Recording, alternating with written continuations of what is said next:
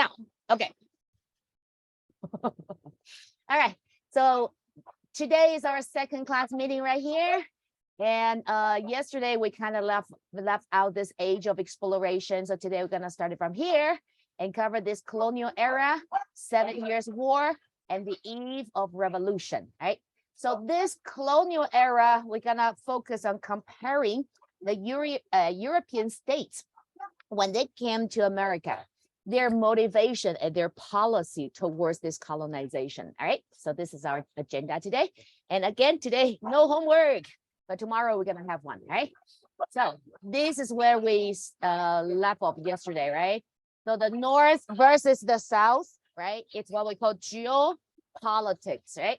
So it explains why the North is like so anti-slavery and why the South is, so pro-slavery, right?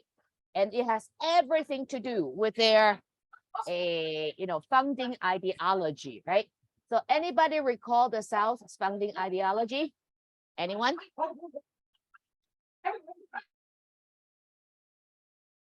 They were here to earn money.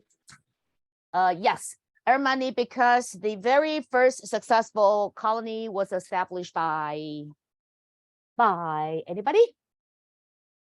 London Company. Thank you. Students said by Englishman. I cannot say he was wrong. Okay.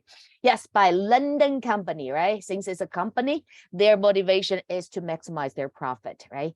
So to them, it's like, anything you need to do to maximize your profit, it's okay, right? And the North, okay, has a very opposite ideology. So who remember that? Anyone? The North is something to do with religion. Escaping from the church. The church in Freedom of religion. Yes. So freedom of religion, right? So they hop on this Mayflower, right, and signed this Mayflower Compact on the way to the New World, right?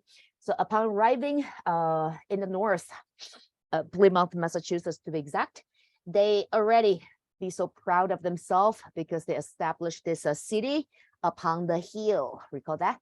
So they believe their new community should be the role model for the rest of the world, right? And they advocate democracy, equality, freedom, right? And that's why the North is so anti-slavery, right? So this is a little bit recap previously on our APUSH. All right, so today we're gonna move on to this age of exploration. Whenever we started a new historical topic, we tend to roll back in time because that's what we call contextualization or like a cause effect, right? So contextualization, what do we mean by contextualization? Anyone? It's actually quite important in your essay writing though. What is contextualization? It's like background knowledge and how it relates the topic to the evidence. Right? So yeah, thank you. Very good. So background situation, right? Or like what's happening back then that will lead to this historical events to emerge, right? So before we can talk about this age of exploration, we're gonna talk about how Native Americans, their society, their lifestyle was alike, right? Before the arrival of Europeans. Okay, so we started with this Native Americans, all right? So historians, okay, actually, first of all, they believe that Native Americans actually migrate from Asia, And which part in Asia, to be exact, is this part. If you can see the map right here, it's Siberia. So that's in modern days Russia, right? So historians believe that the Native Americans, they migrate from as early as 40,000 years ago, okay, to as recently as 15,000 years ago, okay? So this is, most historians, they agree upon. That's the when part. So when did this Native Americans migrate from Asia to America? Most historians, agree on this timeline. But when it comes to why and how, they may have different theories, right? For the white part, some historians argue that it's because of this, weather change, climate change, right? That forced these ancestors of Native Americans to find a new home. Okay, and some historians believe that no, it's not the weather, the climate. It's because the ancestors, okay, of Native Americans, they live under this what we call hunter-gatherer lifestyle, right? So they don't have this agriculture concept or like domesticate animals, livestock, right? So their food source came directly from the nature. Whatever nature provide, okay, that's how they feed themselves, right? So they hunt wild animals, they gather whatever food they can find on the ground, in the tree, right? And once they're out of this food resource, they gonna relocate themselves, okay? So we have different white part, okay? And we also have different theory in how they came, all right? So how could these Native Americans migrate themselves back to 40,000 years ago on foot from Asia all the way to America? Especially we have a Bering Strait right here, right? That's waterway. And how without this navigational technology, this Native Americans, they were able to move themselves to America? Well, so we have this first theory is what? That time, 40,000 years ago, our Earth was actually much, much colder. Actually, it's a mini ice age, right? So this Bering Strait, the separate Alaska, modern day Alaska, and Siberia right here, actually formed an ice bridge, right? So here we have an ice bridge that enabled these Native Americans to migrate on foot all the way across this ice bridge and then arrive in America. So from here, this black line, right? So from here, the descendants, they gradually move down south for warmer, climate, right? And you will see this settlements of Indian society, okay, started to spread out in North America, and gradually they're gonna reach in the Mesoamerica. When we say Meso, means center, middle, right? So Mesoamerica is modern days like in Mexico, okay, Caribbean Sea, right? Cuba, that part, all right? And later generation, they continue to migrate down south, okay, to modern days South America, also known as Latin America. Okay, so you will see the entire America continent, the north, the middle, and the south. You can find these relics of Indian civilization, right? So that's one theory. But when the time comes to like around 15,000 years ago, this mini ice age ended, right? So this land bridge was no longer available to this Native Americans, right? But by 15,000 years ago, Native Americans already, invented this boat, right? So they could actually take the waterway, the red one, all right? So take the waterway along this Gulf of Alaska and sailing down south all the way, right? And some of them just, stop and settle down at the coastline, right? So this is the how part. So we have different theory towards why and how, but when we do have, pretty much agreement amongst these historians, right? So this is the Native Americans prior, how they came to America and prior to the arrival of Europeans, all right? So before the arrival of Christopher Columbus, okay, this time period, this era in America is what we call pre-Columbian era. So pre-Columbian era refers to this, this happy life Indians enjoy and isolated from the rest of the world. Okay, and you may have one or two questions. Okay, one or two sets of multiple choice questions related to this part. Okay, normally one set the most. Okay, it's related to the Native Americans lifestyle during this pre-Columbian era. All right, so Native Americans, they managed to relocate to America from Asia. And then we talk about how they settle down in the north and future generation gradually migrate to the south, right? So basically we would divide Native Americans' life in this continent of America in two styles, right? The North versus the South, right? So North America tribes, they live under this lifestyle called nomadic, hunter gatherers. So they kind of like, continue their old practice, right? Before they came to America. So this traditional lifestyle they had coded in their DNA, right? So they continue to practice it. So in the North America relic of Indians civilization or tribe, you see it tend to be much smaller scale. It could be like, a village of like, dozens of people, right? And as big as like a couple hundred, that's it. Okay. So it's because it's nomadic, right? So you want to keep your community like, as small as possible. So it will be easier to mobilize when you need to move, right? To relocate. Okay. And the reason they need to move constantly because they still live under this lifestyle of hunter gathering, okay, for their food source, right? That's in the north right here. But if we go down south, it's a whole different story, right?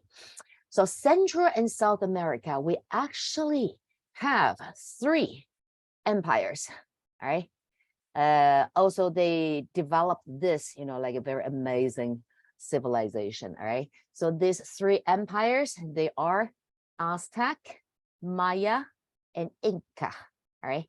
So Aztec is the modern days Mexico, all right? Because Aztec, they call themselves Mexica, okay? So they refer to themselves as Mexica, as the people, right? So later on, it was colonized by Spain. Okay, spoiler alert, Spain would come and colonize Aztec, right? And then that would be known as the New Spain, okay? But after the independence of Mexico, right? So they returned to their original name. So it's called the Republic of Mexico, right? So Aztec Empire and Maya, okay? So we probably are not stranger to Maya, right? So when you talk about Maya, what's the first thing pop onto your head when we talk about Maya? Anyone? Maya is, famous for what? The pyramids. Pyramid, yeah, that's also you can find that in North America sometimes, in Aztec. Also, Mayan civilization disappear mysteriously. It's still a mystery how this Maya civilization just disappeared, right? Also, Maya is known for their sophisticated study about astronomy and also their, prediction of how this history will unfold, right? So Maya was actually the civilization that predicted the end of the world, right? 2012, that's Maya, right? So we have Aztec and Maya, right? And then down south, we have Inca, all right, Inca. So Inca is modern days Peru, okay, and all the way right here. Modern days Peru and all the way through here, there should be Chile, Argentina around, okay? So in the Central and South America, together today, we just call it Latin America, right? We have these 3 major empires, all right? And these 3 major empires, they have different governing system. For Aztec, right? Aztec will conquer the neighboring states, right? And once conquered, Aztec did not really rule directly over the conquered land, but instead Aztec formed this confederation, right? So it's a confederacy government. Do we know what is confederacy government? Anyone? Confederacy? Yes, Jeffrey? No? It's sort of like an alliance. Yes, it's a league of friendship sort, right? So we still have a confederacy government in modern days. So a typical example would be like UN, United Nations, or EU, European Union, right? And that would be an example for confederacy, right? So this member states, they join together in this government. It's a government. We have UN government, right? And we also have like a UN Congress, Parliament, right? Executive branch, judiciary branch, okay, the whole package, right? But the member states, they still preserve their own autonomy when it comes to their domestic issue, right? So that's confederacy. So Aztec adopt this confederacy government style, right? Meaning what? The conquered land people on the land, you can still enjoy your old practice, okay, including your language, your laws, policies, your religion practice, right?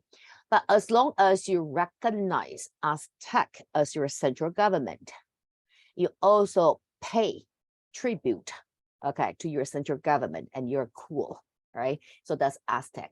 So through this tributary system, Aztec was able to maintain this big empire without, like, unnecessary riots or rebellion, right? Because the local government is to enjoy their autonomy to a certain extent, right? So that's Aztec. And this tributary system would be demanded by Aztec central government. Okay, so every year the Aztec central government would make a list demanding tribute from this regional government. All right, so this tribute demand include, like, crops or like people.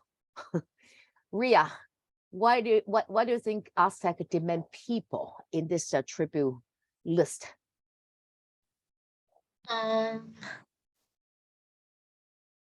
Why do they need people from the think? What can you use people for? Labor. That's for sure. And there's another way that time they can, utilize people for, the government's interest. It's not good though. Kind of brutal. Yes, Sunny? I think slave. What? I'm sorry? Slave.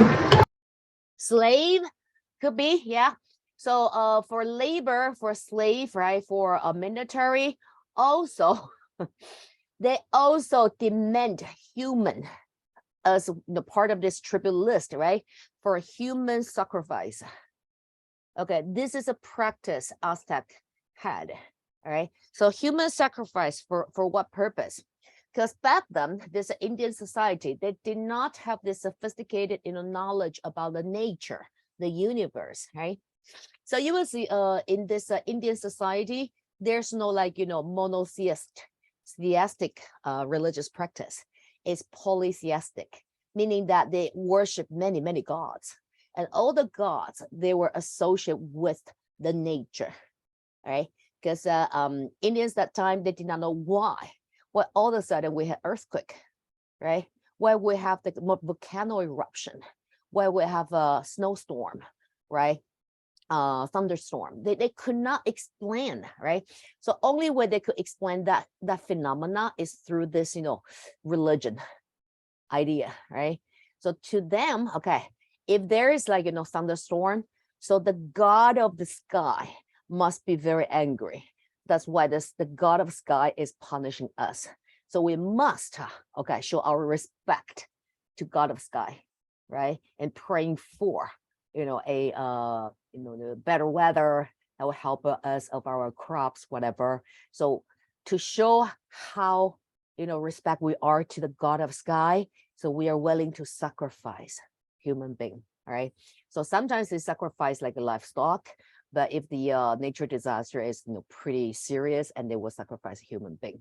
So they demand, of course, Aztec government would not sacrifice their own people. So they're gonna demand, human from their tributary states, all right? So that's Aztec. So you may see that human sacrifice in your multiple choice question, maybe, okay?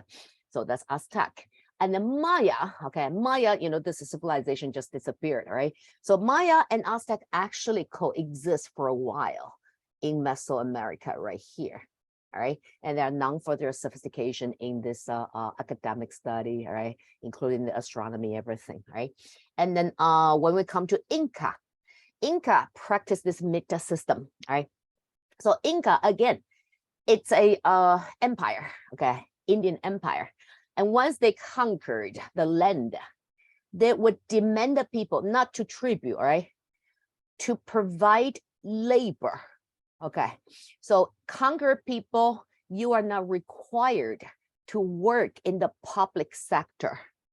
Okay, for like a building roads or irrigation system or farming the land. Okay, so you are required to do so as a form of paying your tax to your central government.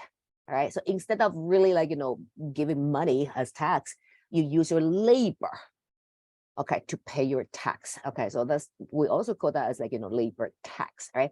So in Inca, this is called the mita system, right? So the conquered people, they are forced to labor in the public sector. And it could be like 10 or 12 hours a day, okay? And for like, 7 days a week, all right? So in your spare time, if you're still, okay, have your energy and you can continue to work and whatever production you make during your spare time, all right, it's yours, okay? But your labor tax, okay, whatever you produce, okay, during this communal work, it belongs to the state government, all right? So that's Inca. So you may have this multiple choice questions to compare about this two different empire. There, so far we don't have questions related to Maya empire yet, okay? So between Aztec and Inca, you may have a comparison and contrast question, okay? How these two empires manage to govern over this huge population, right, respectively, right? So Aztec adopt this tributary system, while Inca apply this mita system, right? M-I-T-A, mita system, right?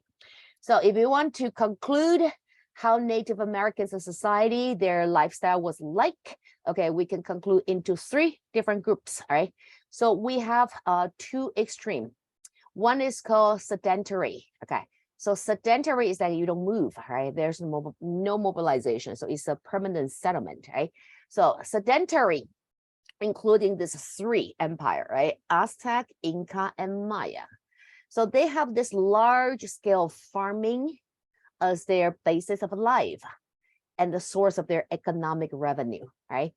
Also, because they have this permanent settlement, right?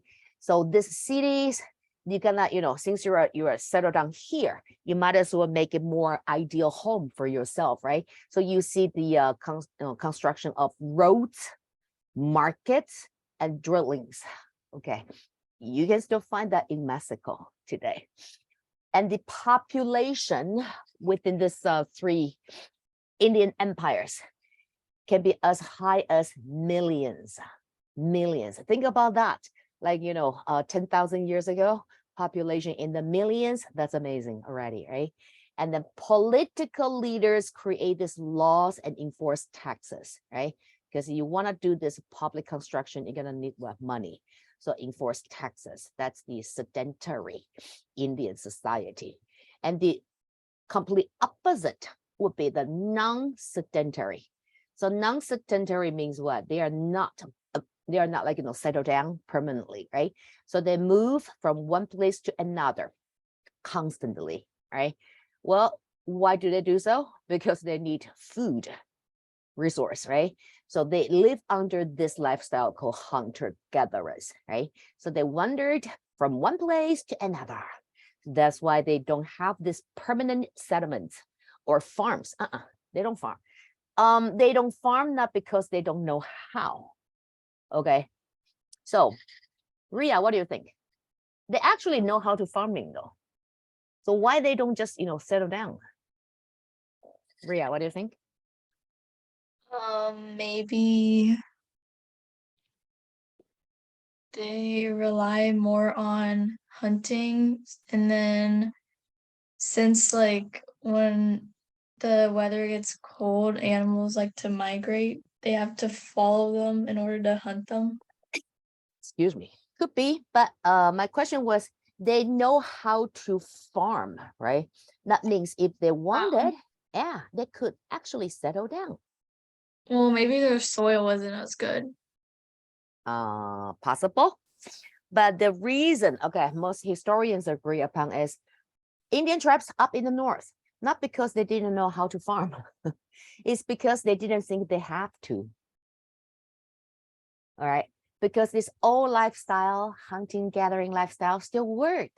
So when a system still work, why bother to change? Okay, so this is a very important concept because it will help us to explain why during the first wave of industrialization, when Europeans, right, starting from Britain, right, and followed by France and then Germany, right, they started to industrialize their industry, right, and their productivity surged sky high, right? So the benefit of industrialization was obvious, right, between 1740 to 1840. But why China choose not to industrialize? China had all the resources, manpower, and the know-how, the brain to industrialize. But how come China did not industrialize? Simple answer is because China believed we didn't need to, right? Because agricultural society provided this prosperity and it proved to be working, right, for centuries. So since the old system still work and work perfectly, why bother to change, right? So it's a human nature. Okay, most human beings not really a big fan of change. All right, because change indicates uncertainty. You don't know if this change is gonna, guide you to a better future or will drag you down to hell. All right. So if we don't have to change, we try not to. All right. Only time we really like to change is that we must. All right. Like what? Like this age of exploration, right? That is because the old trading route to reach to Asia, the Silk Road, was no longer available to Europeans. How come? Because of the fall of Byzantine Empire, right? And Byzantine Empire was conquered by Ottoman Empire. Ottoman Empire was an Islamic state. So they practiced Islam, while Europeans, they practice Christianity, right? So the difference, the conflicts between these two religions somehow, ended up this long existing Silk Road trade, all right, to Europeans. So Europeans, they had to change. That's why we have this age of exploration, all right? So there's a saying that, sometimes it's a blessing in disguise, right? So crisis may not be a bad thing. You push your potential, right? And if you go back to history, it can, find pretty abundant evidence to support this claim, right? Well, so up in the north, right? The north, not like a north to like, Alaska, right? But in modern days America, right, and some part of Canada, the weather, the soil, everything was so ideal, right? So Indian tribes, they did not need to farm. They have plenty of food that provided by the nature, right? So since this system still work, why bother to change? Okay, so they continue to practice this hunter-gatherer lifestyle, all right? Okay, so they have no permanent settlements or farm, and then populations can be as small as like less than 100. Okay, and then no political leader because it's a tribe, right?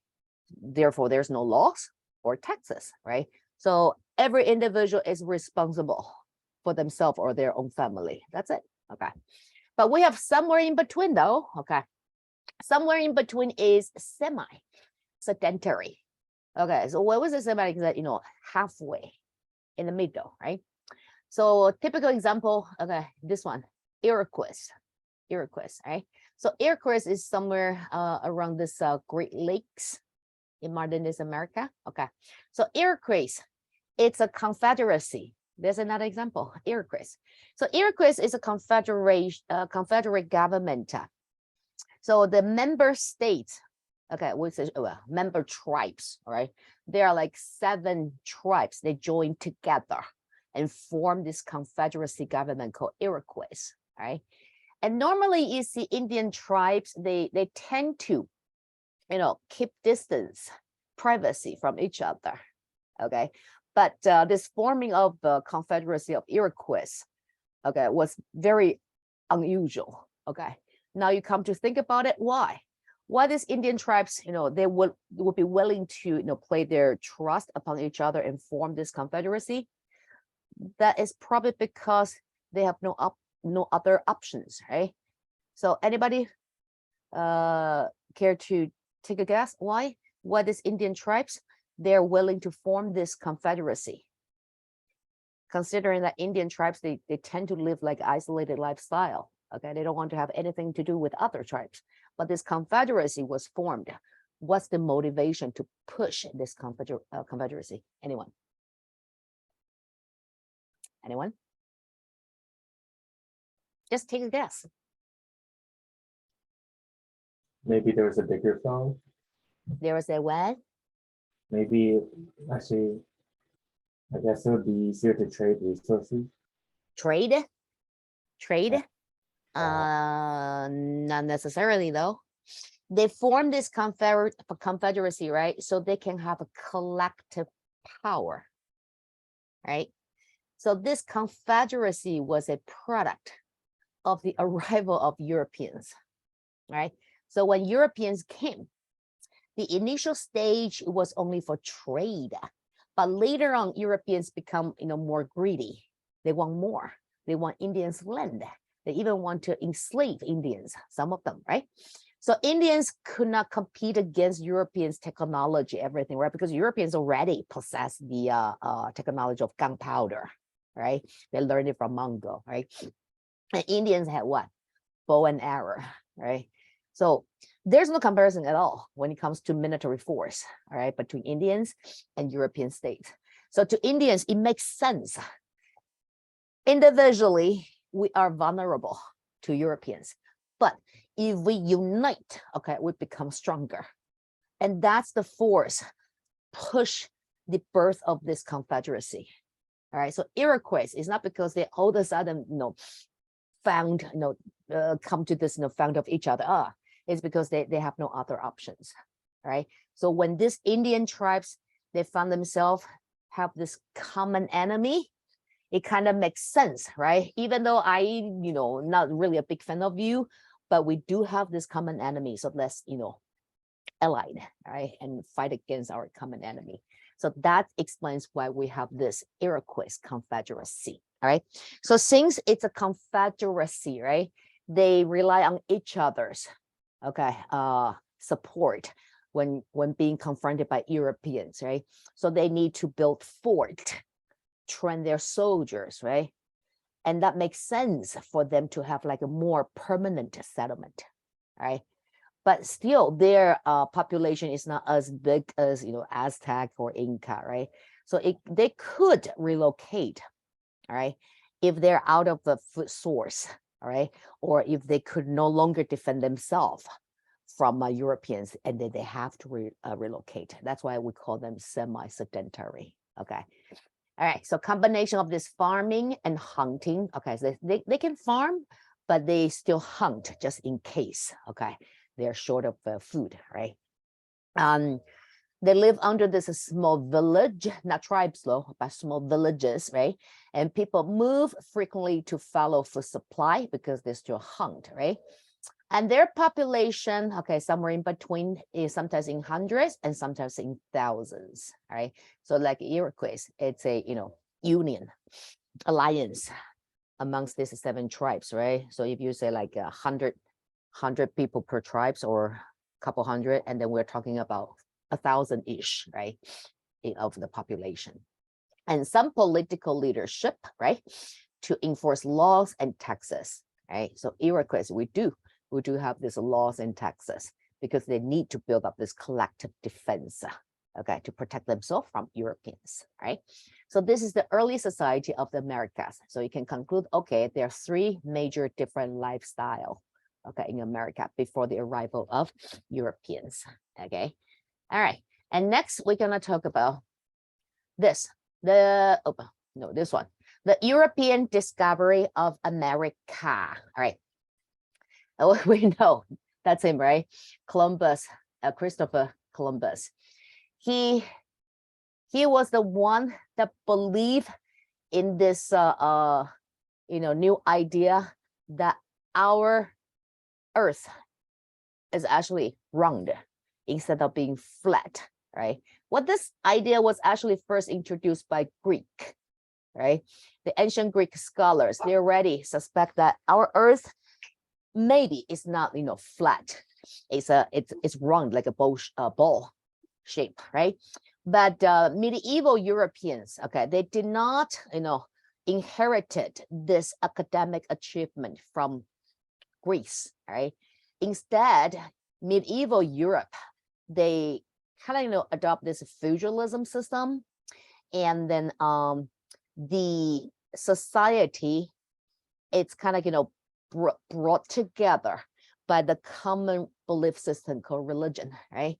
So Christianity was the core in European society, right? So religion teaching does not rely on science, right? So the medieval Europe society was pretty superstitious, right? So they believe in the world is created by God, and it's a flat shape, right? So if you want to go to east to trade with Asia, right, you definitely travel east, right? But Columbus proposed that, hey, wait a minute, maybe there's an alternative way to reach Asia. If our Earth is indeed round, so if we want to arrive Asia, we can travel west instead, right? And if we travel west, we can take the sea route, right? The water route. And that's actually even faster, right? Travel over land is slow because you can use what? Camel, right? There's no train that time. But if you travel on the sea, right, you can rely on the wind and the water current, right? So it can speed up. So Columbus believed that if you travel across Atlantic Ocean and you will arrive in Japan, India, right? So he brought this idea to his own monarch. He was actually a Portuguese. Okay, so he was a Portuguese, not the Spanish. So he approached his king, okay, and his king was like, "You're crazy, all right? You want to go to China? You go to Asia? You sail east, right?" And that's what Portugal had been doing. Okay, so amongst these European states, Portugal was the first state to start this, maritime exploration. But Portugal took the long route because they didn't want to sail the west, right? So they believe you cannot sail east. But from Portugal, you want to sail east, you can go as far as Mediterranean Sea. That's it. Okay. And once you reach Greece, right, you're gonna confront with Ottoman Empire. You see, so that way is out of option. So Portugal actually took the long way. It sailed alongside west coast of Africa. Are we good with this world map? Let me see if I have any world map here. Sorry, I don't. So imagine this map. Okay, you have Africa, right? So Portugal actually sailed along the west coast of Africa all the way to the southern tip, right? And that's the Cape of Good Hope, right? So once you reach the southern tip of Africa, you are not far from Indian Ocean, all right? So you continue to sail to the east, you will reach Indian Ocean. So once you reach Indian Ocean, you're in India, right? And then you continue to sail east, you're in Southeast Asia, right? And you can trade with Southeast Asia, India, and even China, right? So that's how Portugal monopolized this Indian Ocean trade, all right? But Columbus was like, nah, I have a shortcut for you, all right? The shortcut is just sail across Atlantic Ocean and we can arrive in Japan, India, right? But the Portuguese monarch said, nah, you're crazy. If you sail west, you're gonna drop at the edge of the earth, right? But Columbus truly believed in this concept that our earth is round, right? So, well, my own monarch distrusts me. Okay, let me try my luck. So he approached Spanish monarch, all right? So this is Ferdinand, this is Isabella, right? So Spain was founded through this political marriage. Okay, So before the marriage between Ferdinand and Isabella, there was no Spain. There are two separate kingdoms. So Ferdinand was the monarch of Castilla, and then Isabella was the monarch of Aragon. All right. So the marriage between these two monarchs, okay, unite these two kingdoms. And that's why we have Spain. So Spain was born, right? And because these two monarchs, they're young, okay, and ambitious, they want to make a difference and build up their strong nation, right? So Columbus sees the opportunity, right, and approach Ferdinand and Isabella, and try to pitch his idea for the taking the west route, and we may find a shortcut, and if we do, and then we can monopolize this trading route. So Columbus' approach, all right, his idea was actually pretty appealing to both Ferdinand and Isabella.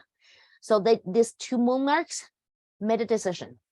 We're gonna support your voyage, all right, your exploration, all right, under the condition that if you do discover this new trading route, okay, and you do trade with Asia, the profit, okay, we're gonna financially support you, but the profit, it's gonna go to the government, all right. And Columbus, okay, he was just so eager to approve. He was right, so of course, no complaint. What was there to lose? Nothing to lose, right? So he agreed, and then Ferdinand support Columbus with naval force, okay, to guard his voyage, and Isabella sold her personal jewels, right, and then financially support Columbus, right? So there you go. In year 1492, Columbus sailed the ocean blue, all right? And then according to his calculation, he should have arrived in Japan, India, okay? But eventually when he saw the land, he was very convinced that was Japan, India, all right? So when he got on land, and the first group of people he encountered, he called them Indians.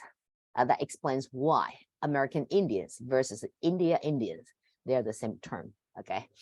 And then, so initial step, Columbus established this trading relationship with Indians, okay? Where did he arrive in America? Caribbean Sea, all right? And Costa Rica, that port, right? So he encountered with the subjects to Aztec Empire, right? And these Indians, they were actually pretty friendly, okay? Because they never seen white men before. So to the Indians, they go, whoa, angels, right?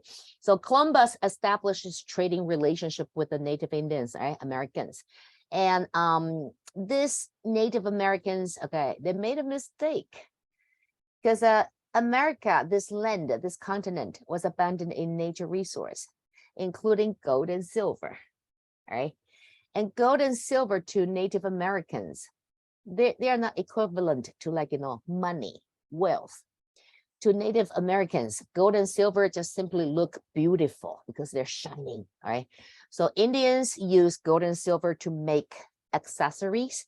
So just wear them on themselves, look good, right? So when Columbus arrived in America, he encountered with the first group of people. He was in awe because all those Native Americans, they're with wearing this gold and silver jewelries all over their body. Okay, so to Columbus, oh my God, they're super rich, right? But to Indians minded, no, they're just beautiful, right? And then Indians they were willing to trade gold and silver for whatever Columbus had to offer. So Columbus made a big fortune out of this first encounter, okay, with Indians for trade, all right?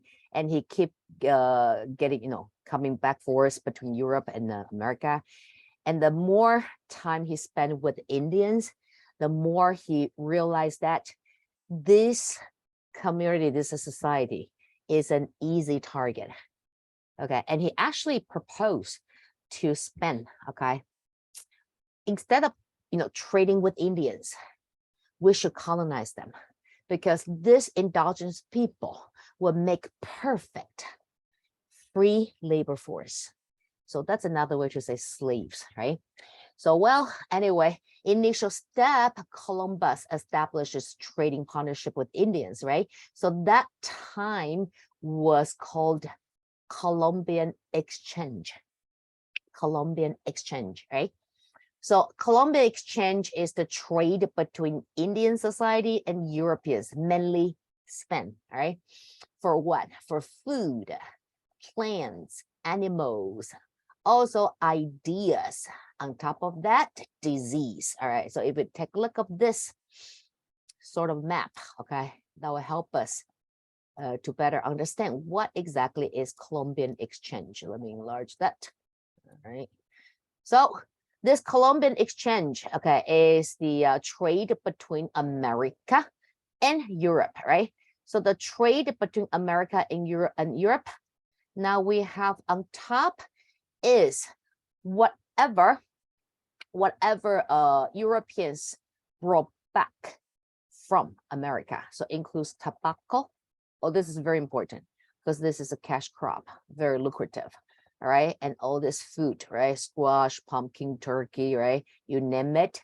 And then of course we have gold and silver. All right. So if you look at this, all this food crops, among which, where is that? Potato. Very important. Okay, so potato was brought back from America to Europe. Why? Why we focus on talking about potato?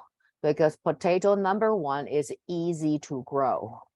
All right, and normally we're talking about big harvest. All right, number two, potato provide high calorie. All right, meaning what? With the introduction of potato to Europeans, right? Now, Europeans, they have more food resource, high calorie food we're talking about, right? So you will see the population growth in Europe, all right? Because this is, the principle, okay? When we have more food, we have more babies because you feel more secure to establish your family now. You don't have to worry about famine anymore, right? So you have the food that you can rely on, potatoes, right? So more food equals to more babies, all right? So more babies, higher population. So this introduction of Europeans to potato really witnessed the surge of European population, all right? So not just potato though, if you look at avocado, also very, high calorie, corns as well, right? Okay, so Europeans benefit from this Columbian Exchange big time. Not just the monarch though, the monarch definitely benefit from gold and silver, but the society benefit from this variety in diet. Okay, well, so what did Europeans have to offer to Native Americans? Okay, at first, okay, Europeans actually, make Indians' life better by introducing these various kinds of fruits to enrich Indians' diet, all right? So the manual now is busier, right? And especially sugar cane, right? So introduce sugar into Indian society. Also, if we keep going right here, we have various grains, right? Wheat, rice, parsley, oats, right? Was not available at the beginning in America, but now Indians and then they know how to farm all these grains, and that provide Indian society with more variety in food. But on top of that, livestock were actually introduced by Europeans to America.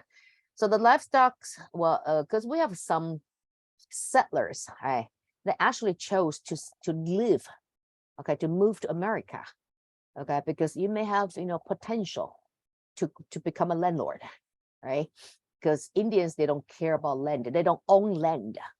They believe land is part of the nature and human society is also part of the nature, right? So we don't own land, but we utilize nature resource. So that kind of concept granted the Europeans the right to claim land in America as well, right? So to Indian societies, like, sure, why not? We're part of the nature, right? So you can utilize the nature resource. But in Europeans' mind, it's like, no, I'm not just going to utilize. I want to own it, right? So you see, Europeans, some of them were actually willing to, risk this unknown future and migrant to America. So since they have, made up their mind, they're gonna live in America, so they might as well make themselves a home, right? So they brought these livestock, right, and started this, ranch and farming, family and then community, right? So this livestock, cattle, sheep, pig, horse, were brought by Europeans to America, and among which horse, okay, play pretty important role in changing Indian society. Because prior to the arrival of Europeans, horses were not available in America, right? So Indians, they travel, they fight on foot, but now they have horse, right? So that actually really changed Indian society's lifestyle. They now can travel even further and faster. Also, when they fight, they can fight on horseback, right? So if you see any movies or TV series, okay, and involve Indian society prior to the arrival of Europeans, and you see Indians ride on horseback, that's so fake, all right? Because horses were actually introduced by Europeans, right? But here we have disease, right? So accompanied with Europeans' arrival came this disease, okay, among which this one, smallpox, and also measles, okay, seriously destroy the population of Indian society. Okay, so smallpox, it's no pandemic, right? So it's contagious. And Europeans, before Black Death, the population was high.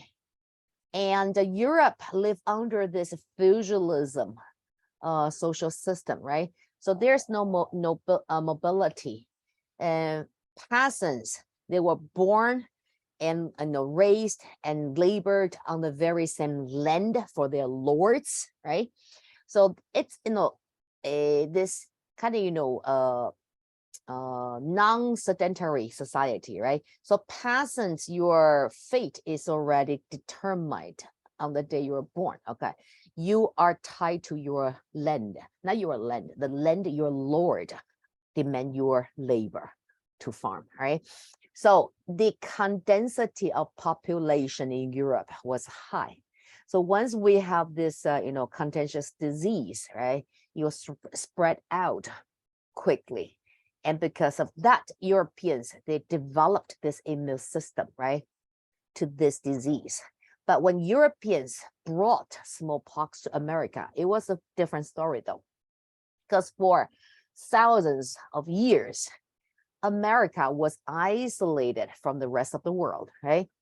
So this disease that, outbreak in Asia, in Europe, right, was never introduced to the land of America, right? So in this case, Indians, they did not have that immune system to defend, okay, their body against this virus or like the bacteria. So when smallpox was introduced to America, it actually killed 90% of the entire Indian population, 90, all right? You hear me right, 90%, 90, right? And is it seriously how Indian society, they got, destroyed by this disease called smallpox, and they, realized at the initial step, and then they will try to avoid the contact with Europeans. Okay, they may have tried, but Europeans, they have their plot. Okay, they would give a blanket as a gift to the Indian tribes, right? But this blanket was actually, okay, covered with this bacteria or virus, okay, of smallpox, right? And Indians, they did not know, and it was like a, grateful, oh, this is a gift from our European friends, right? And soon you see this virus started to spread out across Indian tribes, right? And why do Europeans do so? Because they want Indians' land, right? And some Indians, just not easy to convince, right? So this is the Columbian Exchange, right? So Columbian Exchange initial step actually is a mutual beneficial to both Indians and Europeans, right? But later on, when Europeans become, more greedy, they want more from Indians, mainly the land, right? And that changed the whole story, okay? And that will lead to this fall of Aztec. Remember Aztec, right? The empire in Mesoamerica. And Aztec, it was an empire governing over millions of people, right? So it was strong, was a strong empire. But when it comes to military force, they could not compete against Europeans, all right? Especially Spain. So during this Columbian Exchange era, how long was that? Columbus discovered the New World in 1492, right? And that initiated this Columbian Exchange already. And then Spain decided to conquer Aztec in the year of 1519, all right, 1519. Well, so that gave Spain how many years? 19 plus 8, 27 years, right? So Spain enjoyed this monopoly trade with Indians for 27 years. And that really boomed up Spain's economy. And with this influx of gold and silver from America, because the Indians did not know the value of gold and silver, right? And then Spanish government used this wealth to expand its military force, especially their naval power. So on the left, you will see this painting indicates Spanish Armada. Okay, so Spanish Armada is a Spanish term. If you speak Espanol, you probably know it, right? So Armada indicates what? Invincible fleet, right? So Spanish Armada, to a point that any merchants or sailors that time, okay, they would, pray not to encounter with the Spanish Armada, okay, nor the pirates, of course, right? Because the Spanish Armada, if they, like accuse you of like violating this monopoly, because this trade with Indians was monopolized by Spain, right? If you really want to, other European states, if you want to trade with Indians, you need to go through Spain, okay? You need our permission. So if you somehow try to go behind Spain's back and try to trade with Indians to make profit, right? And on the way back to Europe and you are confronted by Spanish Armada, you're in big trouble. They will confiscate everything you have on board. Okay, and even worse, they would like hold you as this not hostage, but like criminal. Okay, and have a trial back in Spain, right? So that's a Spanish Armada. Okay, invincible, right? And even pirates sometimes would try to avoid, okay, the confrontation with the Spanish Armada. So by the year of 1519, Spain was ready to test how strong their naval power was really like on Aztec. So they sailed the ocean and arrived on Aztec, right? And easily they took down Aztec. So the fall of Aztec started this colonization era in America, right?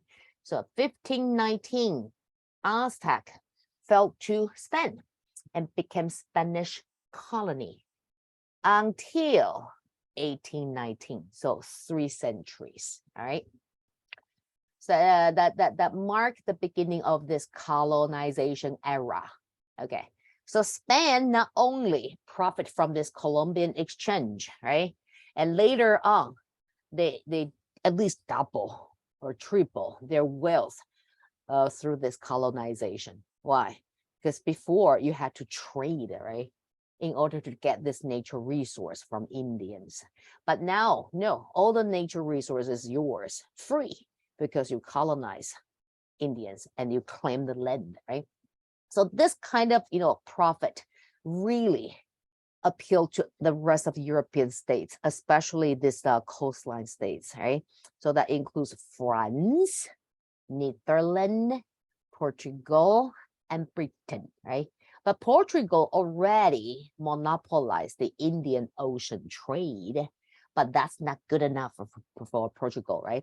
Because Portugal was, much stronger than Spain to begin with through this monopolization of Indian Ocean trade, right? But now Portugal is like, hey, our neighbor looks like it's, our neighbor is getting much richer than we do, right? So no, that's not fair. We also want a piece of the pie of this America, okay, resource. So Portugal managed to negotiate with Spain and come to the agreement that Portugal would colonize modern days Brazil, all right? So Brazil was the previous Portuguese colony, while the rest of Latin America, they were the Spanish colony, right? That explains why if you visit South America, only Brazil speak Portuguese, and the rest of South American states, they speak Spanish, right? So later on, other European states, they follow, right? They also want to make fortunes through this colonization. So who came? Britain, of course, right? So Queen of England, Elizabeth I, all right, also known as the Virgin Queen, all right? And she was brave enough to challenge Spain, right? Because Spain, okay, already said that if you want to trade with the Indians, you're gonna go through us, right? But Elizabeth I is like, no, I don't think so.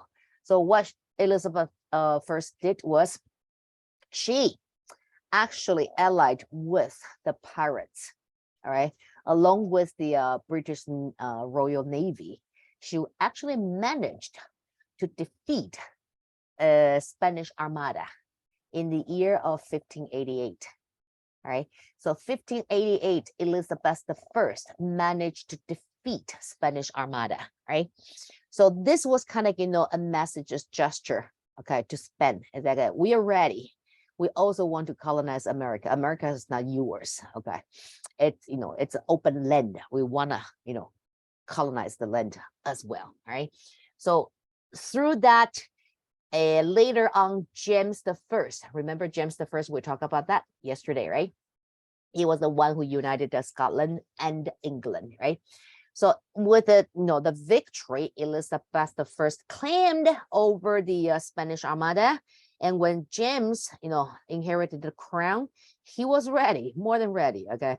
So he started this colonization, okay? But actually Elizabeth I attempted to colonize as well, but her attempt failed. Remember we talked about Jamestown, Virginia yesterday? It was the first successful colony, okay, of British government in America. So that means before that, there was a failure attempt, right? And that was the attempt made by Queen Elizabeth I, right? But James, okay, revived this colonization practice, and he made it this time in Jamestown, Virginia, right? Okay, and then we're gonna introduce this term. You may see this term, okay, in your multiple choice question. It's called Spain's encomienda system. Anybody recall this system, encomienda? Do you know what that is? Sunny said, what is the encomienda? Thank you. Okay. I Right. think it was like when they it's basically slavery, but with like the Aztecs or Uh-huh. like they just like really, it was really brutal, right? They Oh yeah. forced those people to like, they just basically created an economy based off of like slavery, based on the slaves that the people that they conquered, and then they Uh-huh. tortured them too, I'm pretty sure. Yes. Yes. Okay. You got the point. Yes. But if we want to explain encomienda system, we're gonna look at it from the government, the monarch's perspective, right? So Spain realized, right, this colonization was a super lucrative practice, right? So of course, Spain want to encourage its subjects to go to America, to colonize more land, right? And exploit more nature resource for the monarch, right? The monarch would not go there on their own, no way, okay? So not like, every Europeans had the desire to go to America, even though it's very attractive, appealing, right? possibility of it becomes, wealthy, but at what cost? You may risk your life because you don't know what you will be, confronted with. The wild animals, right? And perhaps beasts, right? And Indians, okay, they could surprise you, okay? So not many Europeans, they're willing to move to America. So what the Spanish government did was they came up with this encomienda system. So it's the incentive to drive more Europeans, Spanish, actually, to go to America, all right? So if you're willing to go, all right, your monarch authorize you with a piece of land, okay, and say, okay, if you're going to America, I will give you this land for free. You are now the landlord, right? And whatever is on this land is yours, that including the people who live there, right? And your job, okay, is to utilize the land, okay, to its most, right? And then ship back the raw material for your mother country to do their manufacturing, all right? So in this case, it's a win-win situation, right? So to the monarch, they have this royal Spanish subjects to try the very best to colonize the land and utilize the nature resource, right? And ship it back to Spain.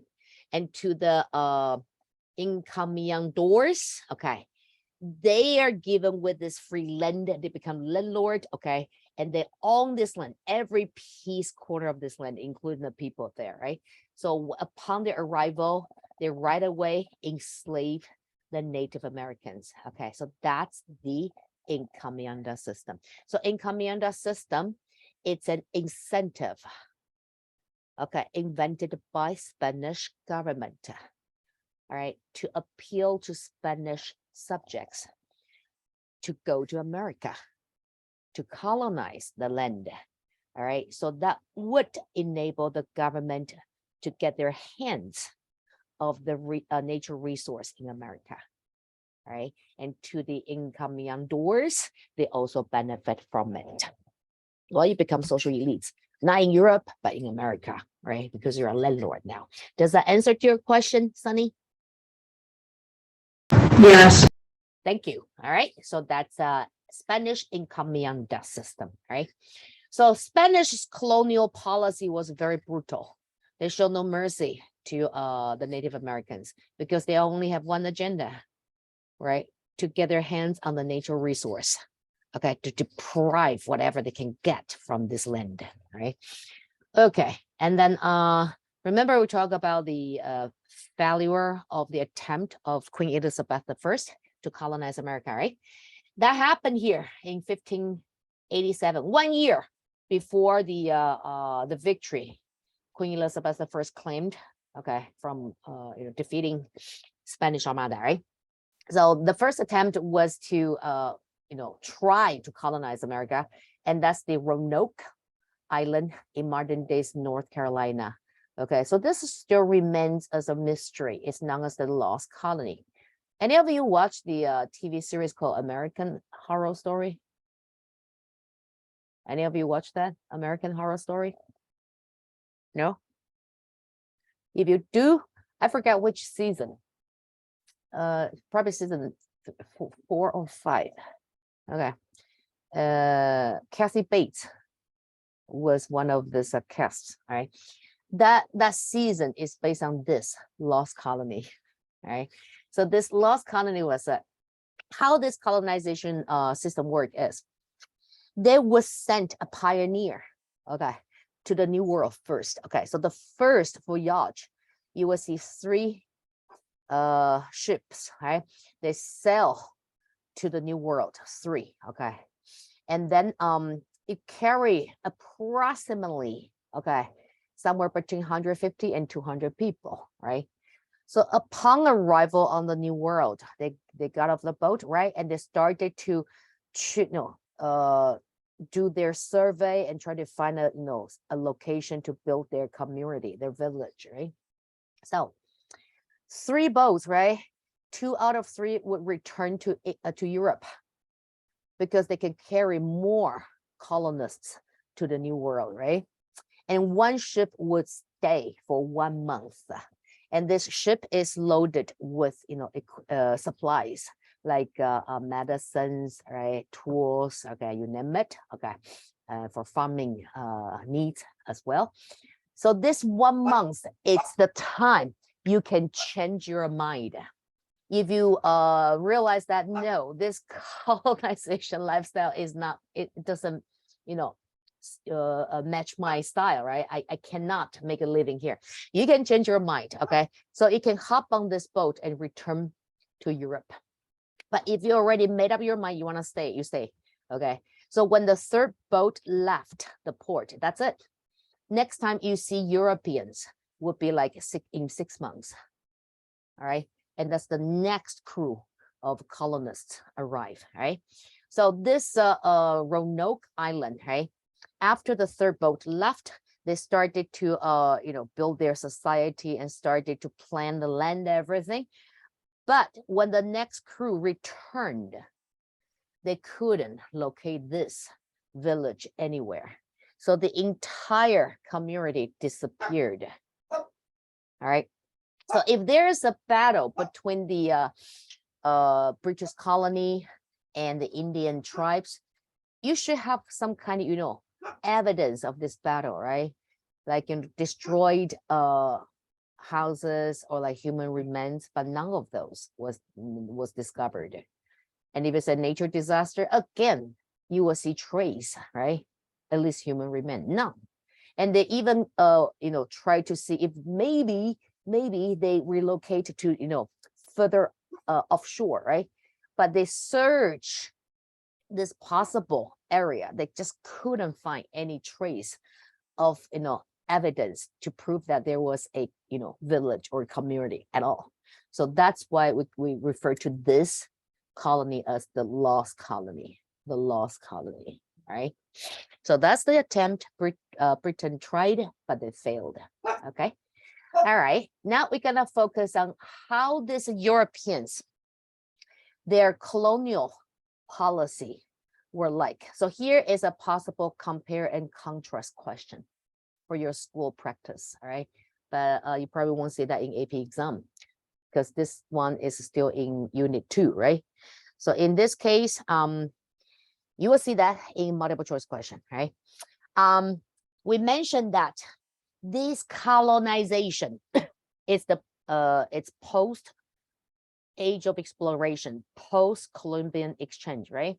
And this is colonization where Europeans, one after one came to America and conquer Indians and rob Indians of their land, right? That's colonization. So we have all this. We have all this European states. They came to America with different agenda, all right? So we already talked about Spain, right? Spain was the first European state that really colonized Indians, right? Colonized America, and their agenda was obvious. They want America's what? Nature resource, right? Gold and silver in particular. And how about France then? France also came. France came through here, Acadia and Quebec, all right? So if you look at this map, everything that's in blue, that was French colony in North America, all right? So French came and colonized Acadia and Quebec. Quebec is modern day is still there, Quebec, right? And the most well-known city in Quebec is Montreal. So if you go to Montreal, you will see actually people speak French there. In Toronto too, okay, but Montreal is even more obvious, okay? Even the street sign, they're in French, right? So actually, I don't know if you're familiar with the Canadian government system. In order for you to run for the Prime Minister of Canadian government, there's one requirement. It's a must. You must know how to speak French. If you don't know how to speak French, you are not qualified, even as a candidate. All right. So you can say, oh, Trudeau, he speaks French, right? because most part of modern days Canada, you see, used to be French colony. So they still have this, pride. It's like, French is the language circulating in this social elites, upper class. All right. So if you can speak French in Canada, especially in Quebec, you will be viewed as like, social elites. Okay. At least you're like a civilized, well-educated, right? Anyway, let's go back to France. So France came, right? And through Quebec. The very first French colony was founded by him, by Sir Samuel de Champlain. Okay, so Champlain, an explorer, a adventurer, a capitalist, okay, multi-identity, right? So he led his men and came to America, and his agenda was not to enslave Indians like Spanish did. His agenda was to do what? His agenda is to found this trading partnership with Indians. Okay, why is that? Because Spain, the monarch, came up with this encomienda system, remember? So that served as the incentive to encourage Spanish subjects to go to America to conquer the land for the monarch, right? So who were they? Most likely young, able men, right? Most likely soldiers, right? But French viewed themselves as the dominant power in Europe at that time, right? Because France was already centralized and practices absolutism, Louis XIV, right? So in this case, France was nah, we don't really need to, rob off Indians. Okay, we are already, have this, solid economic system. Okay, we already enjoy this, prosperity. Okay, if we want to join this colonization, it's only when we try to help out Indians. Okay, that's how French believe. Okay, so we colonize America. No, we are not going to enslave Indians. Instead, we're gonna trade with Indians. By doing so, we're gonna help Indians to have a better life because they will have the access to European manufactured goods. Like what? Like iron tools, cookware, all right? And then like clothes, all right? Food, all right? So France was we came to America to what? To bring Americans with this blessing, okay? So they can finally get in touch with civilization, right? So French colonists came and formed this trading partnership with Indians. So what did Indians have to offer to trade with the French goods? Oh yeah, they did. They have this what? Abundant beaver. Remember beaver? Yesterday we talked about this Louisiana Purchase, right? And we already mentioned beaver. So beaver enjoy this extreme cold weather because they have this very thick pelt, right, to keep themselves warm.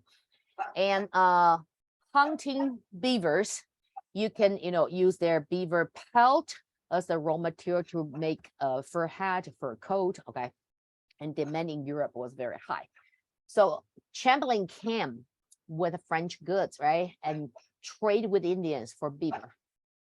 Okay, at the same time, he also monopolized what? Whaling. Okay, so because Acadia and Quebec is along the sea coast, right? So it's a big industry for whaling. So hunting whales, right? And whales, they're everywhere in this region.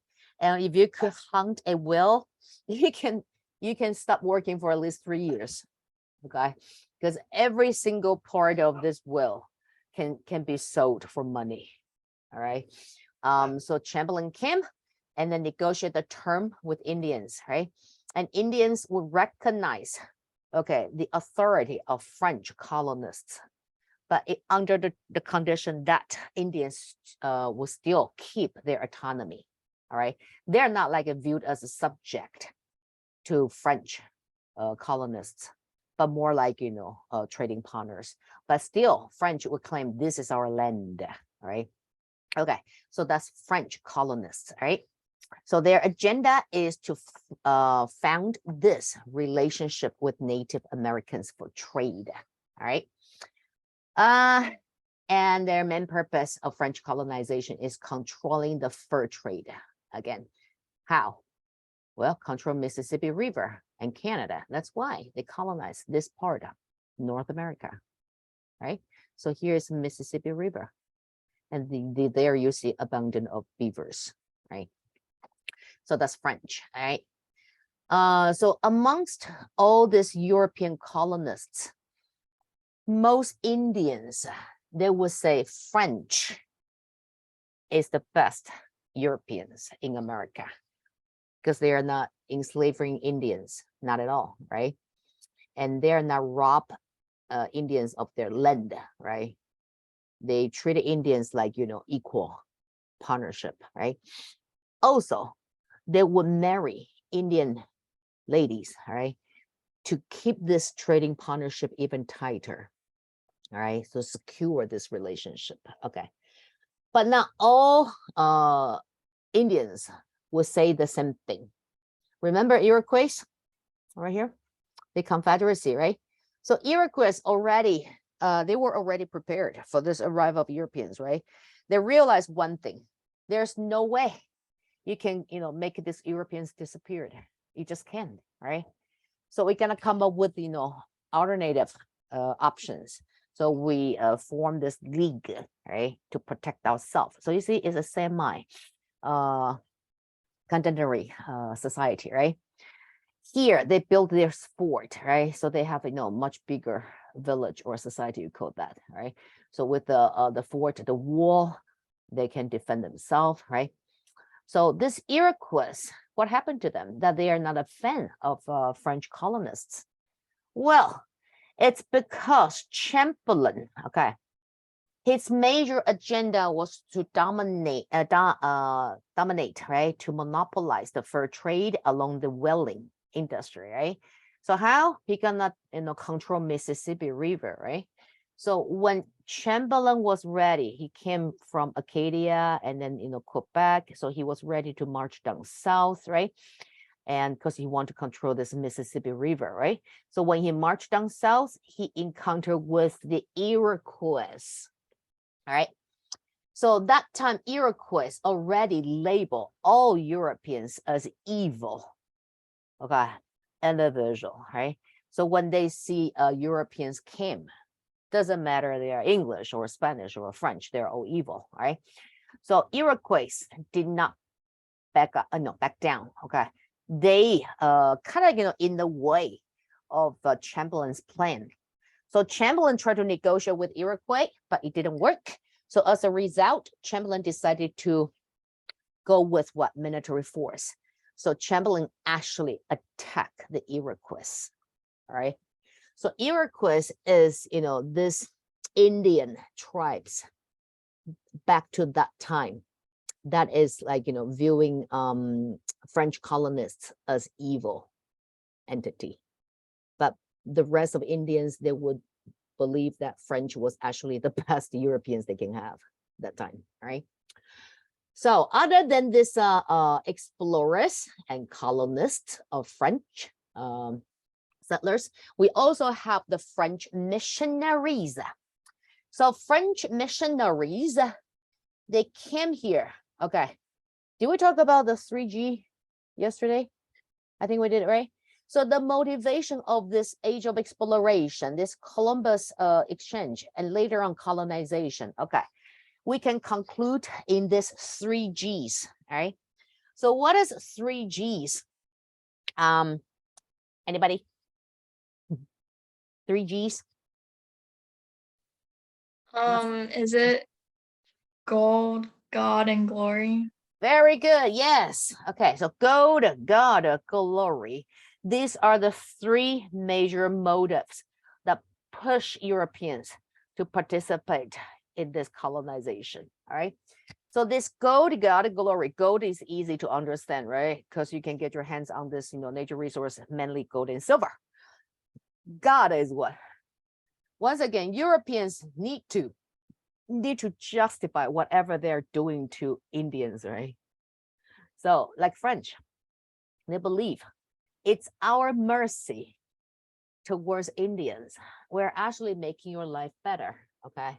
By forming this, trade relationship, right, with you. And then other European states, they also need to justify, their brutal treatment towards Indian societies, right? So they use this, God, religion as, justification. So they view Indian societies like, you guys are just simply barbarian.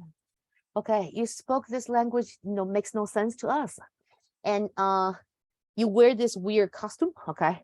And you don't have civilization, okay? We have no written language, right? So we are here to educate you. Okay, how? The only education that is recognized and approved by Europeans will be what? Bible. That's the only education Europeans recognize that time. Okay, before this Enlightenment era, before this Renaissance, right? So Europeans like, okay, we are going to educate you, okay, improve your, life quality, okay? So we're gonna send our missionaries to America and convert you into Christianity, right? So that explains why French missionaries, okay, were sent to America. And the French missionaries, they attempt to convert Indians. At first, they failed, okay, because to Indians, like, I don't understand. You're telling me there's only one God, okay? Then what's the name of your God? It's just God. No. All the gods we worship have names. What's the name of your God? No, just God. Okay, so they couldn't understand this concept, you see? So Indians, they refused to, convert. So this missionaries, okay, some of them actually being like, killed by Indian tribes, because the Indians is like, you're crazy, all right? But later on, okay, French continue to send more missionaries, okay? And some missionaries actually made it, okay? And successfully converted certain Indian tribes, all right? So that's the God. Glory, okay. Glory can be viewed from two different angles. One angle is the explorers or the colonists, him or herself, okay, most likely him, right? So glory is what? As long as you're willing to go to America, you already show your bravery, your courage, right? Not many Europeans have the guts to go to this unknown new world, right? So you go, you already are heroic-like. So if you went to America, even better, you return alive to Europe, you are a hero, right? So glory. And from the other angle is what? The glory to the mother country, like, encomienda system, right? So this conquistadors, they went to America to conquer land for their monarchs, right? So claim that this is Spanish land now, right? So this kind of heroic action bring glory to their mother country. That's the glory, all right? Because that time, Europeans constantly compete against each other to claim who is the dominant power in Europe. How do you compete with each other? The size of your empire, okay? The land size of your empire, the population you governed over, right? Your economic prosperity, right? So the more land you conquered, the stronger your state is, all right? So that's the glory part, right? Okay, so now we know the motivation behind Spanish colonization and French colonization, right? Now we're gonna talk about what? Britain, right? Because Britain is the key. Our American history is kind of like, the result, the consequences of this British colonization, right? So British colonization, yesterday we talked about the geopolitics, right? So we already have a pretty good idea, the motivation behind British colonizations, right? So first of all, is this one, Jamestown, Virginia, right? So Jamestown, Virginia, again, is founded by London. Okay, in your book, either it's Princeton or Barron or like a Pearson or McGraw-Hill. Okay, you will see this company as well. Virginia company. Sometimes you see Virginia company, sometimes you see London company. They are the same company. They are the same. The headquarters was in London. That's why they call themselves London company. But once they have this joint stock company founded, and they started their first colonization project, and that was in Jamestown, Virginia, right? And so that's why they have Virginia company, sort of like, you know, franchise. Okay, so Virginia company, London company, they're the same. All right. So joint stock company, either you call London company or Virginia company, founded Jamestown. Okay, so why is Jamestown? To honor their king, James the First. So Jamestown. All right. And why is Virginia later on? Because James inherited the crown from Queen Elizabeth I, right? And Queen Elizabeth I, also known as Virgin Queen. Is that right? Virgin Queen. So Virginia, virgin, right? And the suffix right here, ia, ia. Whenever you see ia as the suffix, it indicates land. Like we have a continent called Oceania, right? Oceania. So Oceania is what? The land in the ocean. So Oceania. So Queen Virgin's land. So Virgin, Virginia. That's how we have this name called Virginia. Okay. And how about this? Maryland. Maryland used to be part of Virginia, but later on was divided, okay, and give to Lord Baltimore, okay, by the monarch, right? So why is Maryland? Again, just like a Jamestown, right? The King's Town and the Queen's Land, right? And Maryland, so it's Queen Mary's land. Who's Queen Mary? James the First's birth mother, Queen of Scots. All right. So James inherit the crown from his mother, right, of Scotland, and later on inherit the crown from Queen Elizabeth I for England. Okay. So this land was named after his birth mother. So Mary's land, Maryland. All right. But either way, Jamestown, Virginia was founded by this what? Motivation of discovering gold, right? And later on is this large scale of plantation of tobacco to make money, right? So the South colony, their agenda was to make profit, right? And maximize the profit maximization, right? So they discovered this cash crop, tobacco, right?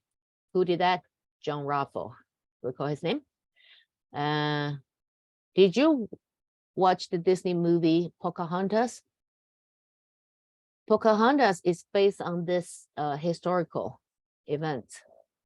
So how John Ruffalo married Pocahontas, right? So John Ruffalo, he was one of the survivors, right, of the original 105 colonists came to Jamestown, right?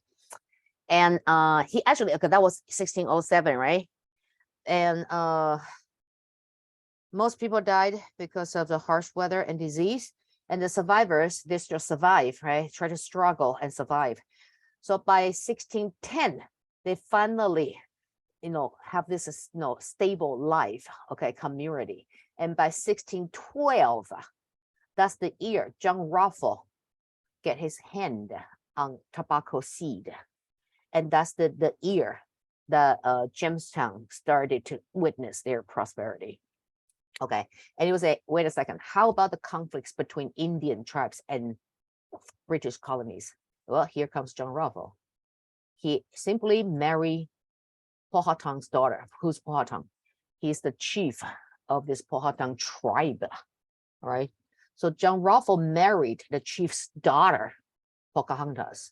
She's real. So in this Disney princess series movies, but Pocahontas is real. Okay, it's a real historical figure. right? So John Ruffle married Pocahontas. Now, British colonies and the Indian tribes, they are in-laws, right? So there's no way you attacked your in-laws, right? So not only there's no conflicts between the Indian tribes and British colonies, all right? Now you're in-laws, right? So John Ruffle's father-in-law, Pocahontas' father, right, led his men to help John Ruffle to plant tobacco, free labor, okay? So this marriage was pretty good deal to the British colony in Jamestown. So because of this cash crop of tobacco, secure their economic needs.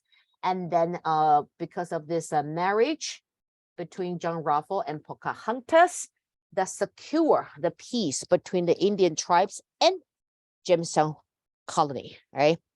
So Jamestown become, a thriving colony. So later on, 1620, attract another group of people of Britain, right, came to America, and that was the Puritans. All right. Okay, and we mentioned that Virginia later would be divided into two parts, right? And the northern part of Virginia would be given as a gift to Lord Baltimore. Okay, and later on it will be named as Maryland. That's why the state capital of Maryland is Baltimore. All right, this city is named after Lord Baltimore, right? But nevertheless, the Maryland used to be part of Virginia, right? And let me enlarge this map for you. Okay, you see, this is Virginia, right? And used to include Maryland right here, right? So both Maryland and Virginia share the same coastline right here, which is that it's Chesapeake Bay. Chesapeake Bay. So when you hear the term Chesapeake Bay, it actually refers to the coastline from Maryland all the way to Virginia. So later we use this term Chesapeake Bay as a a reference to where you're from. So if you're from either Maryland or Virginia, you say, I'm from the Chesapeake Bay, all right? So Chesapeake Bay, this term refers to modern days Maryland and Virginia, right? So Maryland and Virginia, okay, one is the same, right? Keep going. Can we take a break before we go through this one? Because this is a big idea. How about that? So let's take a 10 minutes break, all right? We'll come back in 10 and we will continue with this, Virginia's economic system, all right? So let's take a break.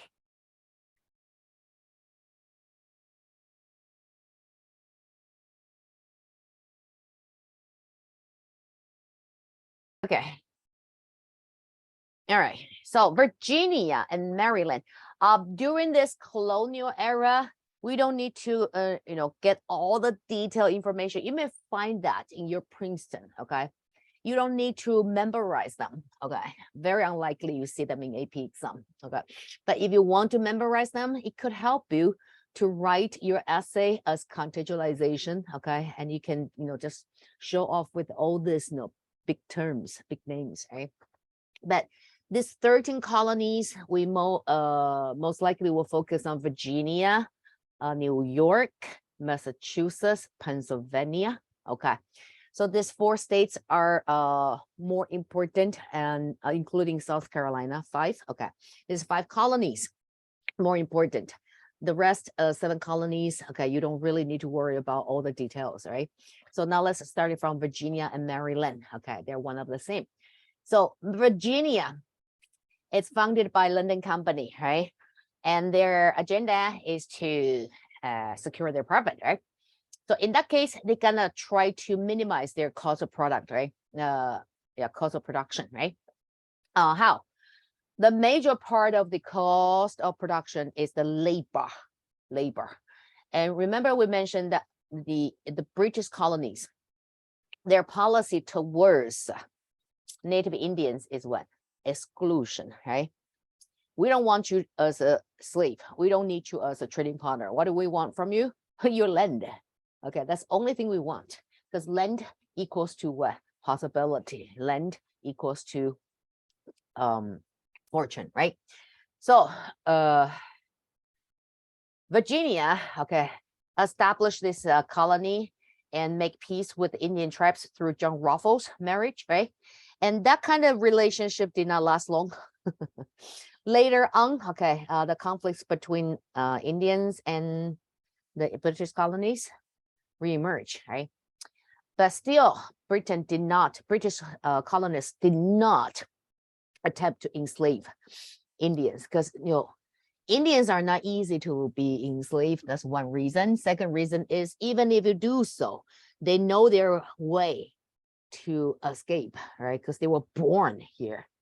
They know the environment, okay, much better than you do, okay? So what kind of labor force they have? Well, at first are this, colonists, right? They came to America. And once they realized that the plantation of tobacco was so lucrative, more and more colonists came and they want to, plant this tobacco, right? And that kind of, legend, this prosperity, right? Wealth accumulate in months, right? This kind of, legend being, reported back to Europe, and more European subjects, they want to go to America, but they could not afford the cost of the passage from Europe to America, right? And not to mention, once you arrive there, you cannot afford your settlement, right? You don't have enough money to claim land, okay? Not to mention how you're going to provide for yourself, food and everything, right?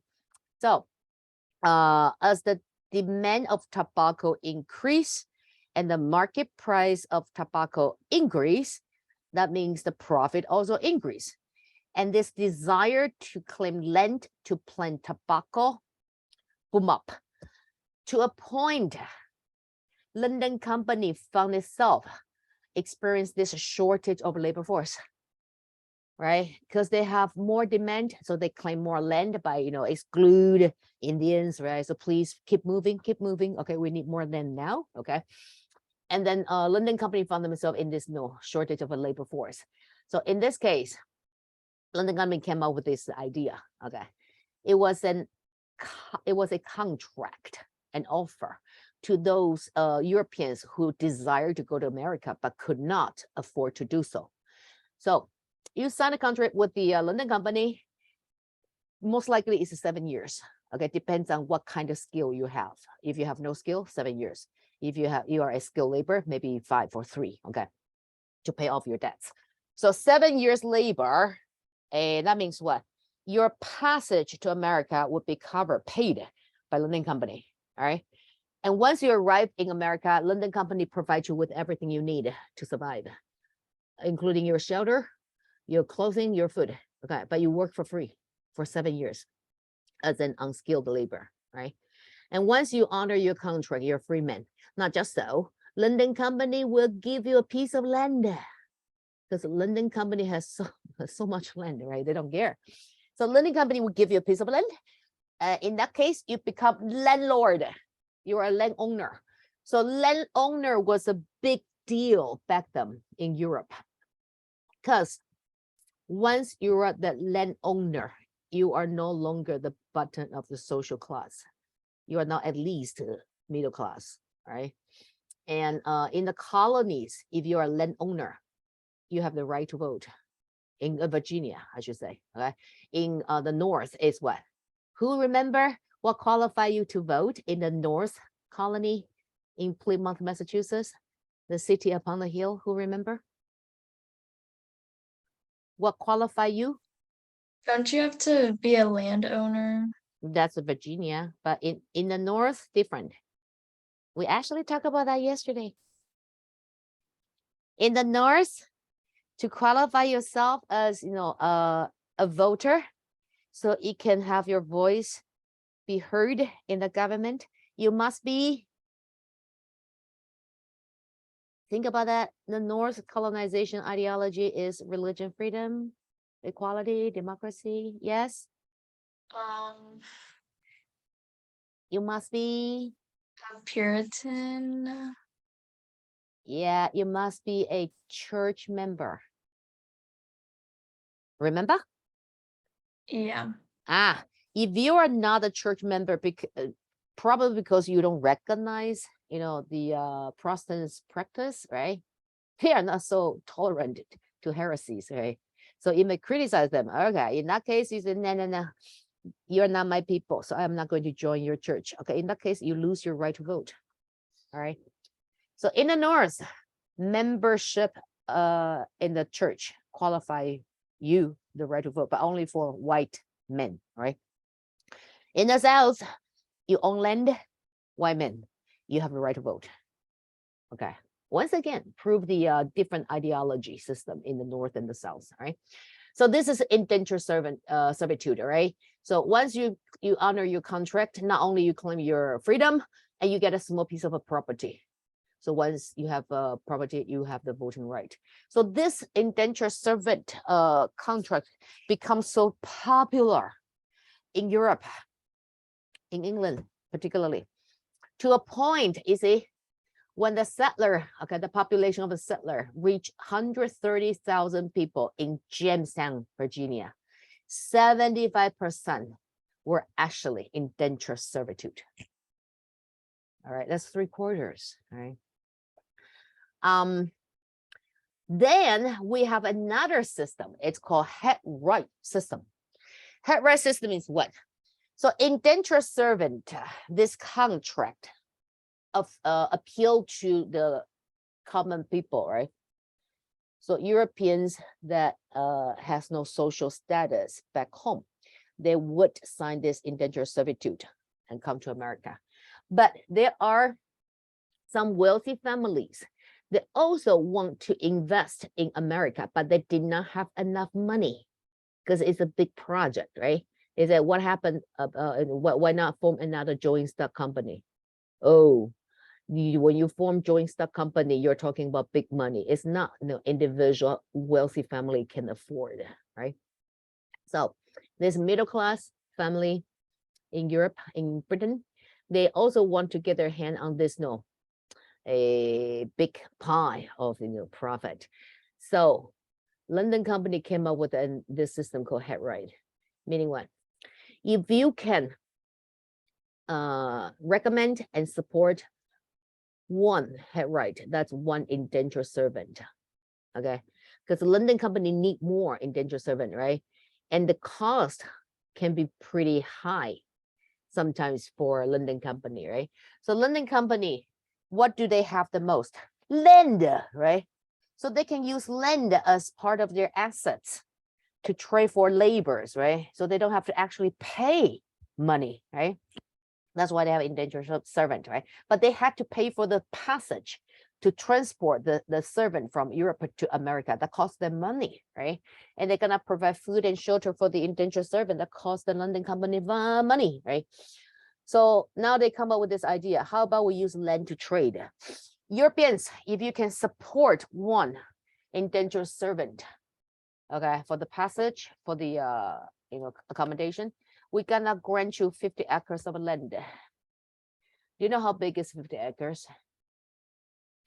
This is the bird's eye view of White House, the whole property of White House, right? So 50 acres is 3 times bigger than White House. So back them, if you support one head right, you own yourself, you earn yourself 3 White House. All right. If you're not familiar with White House, we do know this Forbidden City, right? It's 1/3 of Forbidden City. So you support 3 head rights. You are the emperor. Okay, you have your own Forbidden City, right? So that's head right system.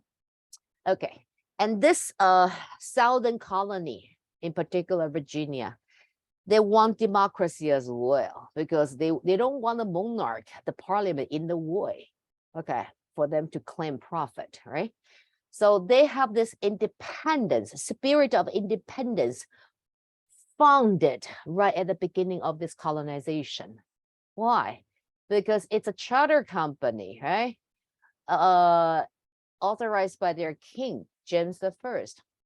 And the king, it's like an ocean away, right? So even if the king really want to tie up this regulation on colonies, it's too much work, right? You have a policy imposed, and you're gonna make sure this policy is notified, the colonies are notified, right? So how do you notify them? They did not have social media at that time, right? They did not have cell phone, right? So it gonna write the policy on paper with the king's signature, right? And his royal stamp, right? To seal the envelope. And then the boat will carry this letter to the colonies. And the voyage between Britain and between Europe and America, at least 1 month, you see. So this round trip would take like months at least, all right? So this policy imposition was not very efficient that time.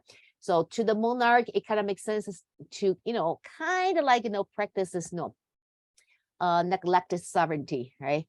So yeah, I'm not going to, restrict your freedom too much, as long as you provide the monarch, the government, the mother country with what? Natural resource. That's cool. That kind of system is actually called mercantilism. Okay, mercantilism. So mercantilism is what? As long as the colony serve the purpose to provide the mother country with raw materials, gold and silver, okay, and that would be good enough for the mother country, all right? And beyond that, whatever you want to do, it's your own business. We're not going to get involved too much, okay? So this kind of independence and neglected sovereignty, right? And then this kind of freedom already plant seed in the very beginning of this colonial era, all right? And then look at that, that's 1619, right? This could be your evidence to support your claim that, the seed of independent spirit, the ideology of a democratic government was already planted, okay, in 1619. And your evidence will be this one, House of Burgesses. So what is House of Burgesses? It's a local government, right? So Virginia, when the population started to grow, right? And more indentured servant came, right? So they become a, big society. So they're gonna have a local government, right? To keep the social order, everything, right? And to do this public construction, right? So House of Burgesses, it's like, local government. This is a duplicate, okay, of what a House of Burgesses would look like back then, right? And this is a drawing of House of Burgesses back then, right? So House of Burgesses is the local government where these landowners, they get together to vote upon certain issues. That's House of Burgesses, all right? So you can view that as like a city hall, okay, city government, right? So House of Burgesses already indicates, see, the colonies, they have their local government, they have voting system, they have democracy, right? So they enjoy their own freedom, independence, okay, away from their mother country, right? And that explains why after the 7 Years' War, when Britain tried to tighten up this colonial policy, it really touched the nerve of all the colonists there. Because for a century and a half, colonists already took this freedom for granted, right? It's already century and a half, right? And all of a sudden, you want to strip us of this, granted right, granted freedom? I don't think so, right? So cause of a revolutionary war, you can argue that part of that is this neglect sovereignty, okay, that Britain established at the very beginning of the colonial era, right? That lead to this radical reaction of the colonists at the dawn, the eve of revolution.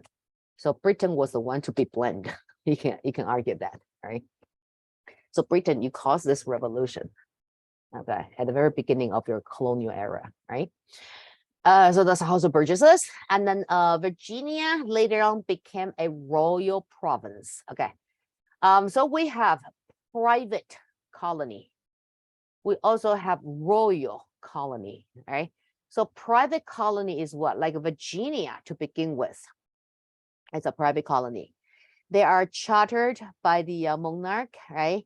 And they invest in by using their own money, right? During stock market company, right? So, of course, it's your money, it's your effort. So this is your colony, okay? But still, you need charter, right? So the charter, normally, each charter will be good for 20 years. Okay, usually 20 years. So once you obtain the charter, you have 20 years to what? To make your dream come true. Okay, and when the charter was is about to expire, you renew it. All right, you can renew it. You can renew it, but does not mean that you will get it. Okay, so if you renew it and the monarch says, sure, I will give you another 20 years, and then yeah, congratulations, you continue your colonization. If the monarch decided not to renew your charter, then you don't have the sole right over this colony. Then the colony became royal province. Okay, you say, huh? Isn't that like a robbery? So all the efforts invested by these colonists, this private colony, and after 20 years or 40 years, they finally established their foothold right there, and then this prosperity is robbed by the monarch. You can claim that, but from the monarch's point of view, it's like, hey, you're my subject, I own you, right? And that's my land, right? Without your mother country, your government support, you might very likely being attacked by the pirates on the sea, not to mention your success in the colony, right? So it's because of your government protection and support that lead to your success. So your success is my success. So your land is my land, okay? So if the monarch decide not to renew the charter, and then this colony became royal province, right? So Virginia, 1607, obtained a charter, and by 1624, they lost this charter, right?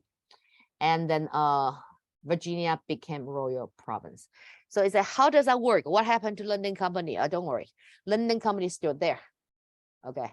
But they are not the owner of this colony anymore, okay? But whatever you invest, the enterprise is still yours, okay? So why bother to change the name then, right? Private colony versus royal colony, why bother? Oh, it's different. It is a private colony. The local government, like House of Burgesses, right? Even your own leader, like a governor, right?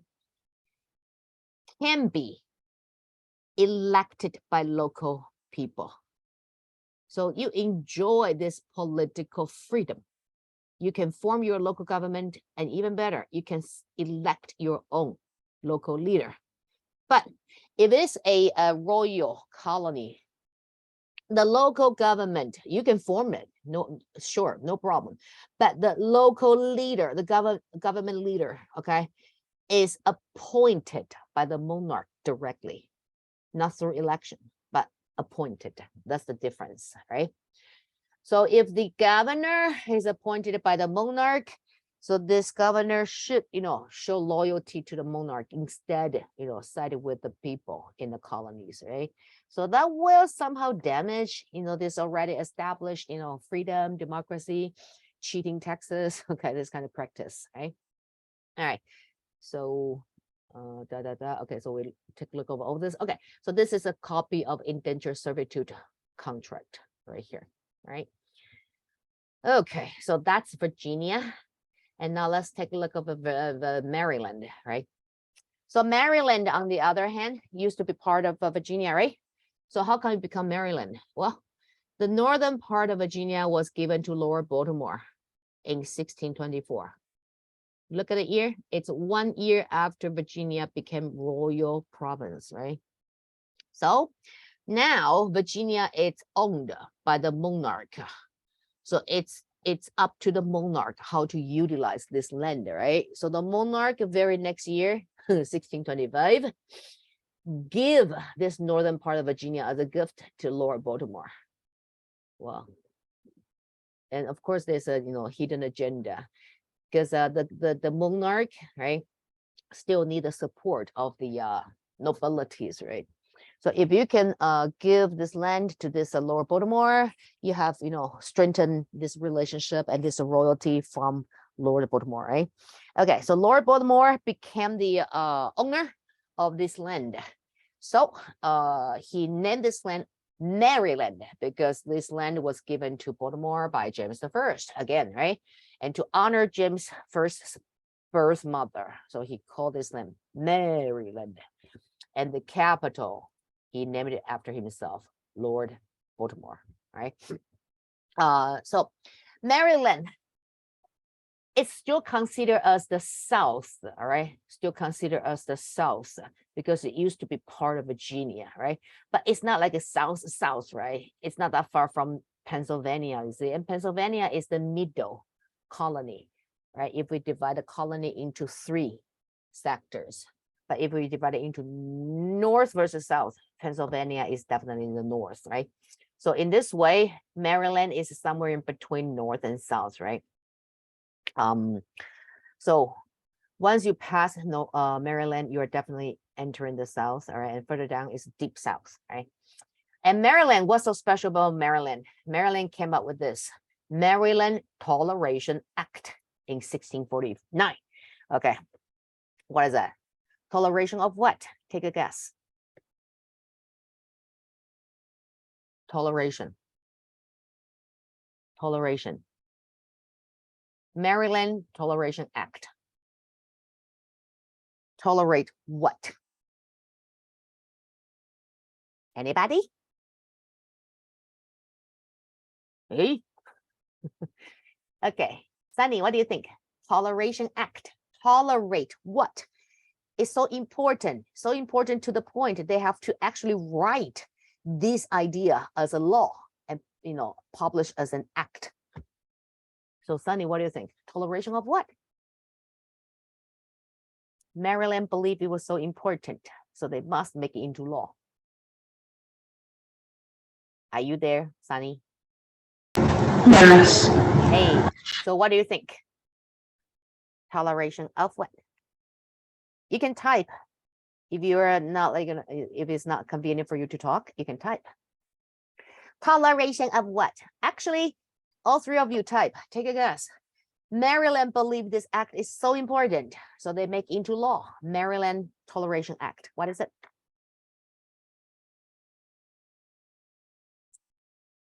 Well, Does it have to do with land? Land. Toleration of land. Could you elaborate? Like,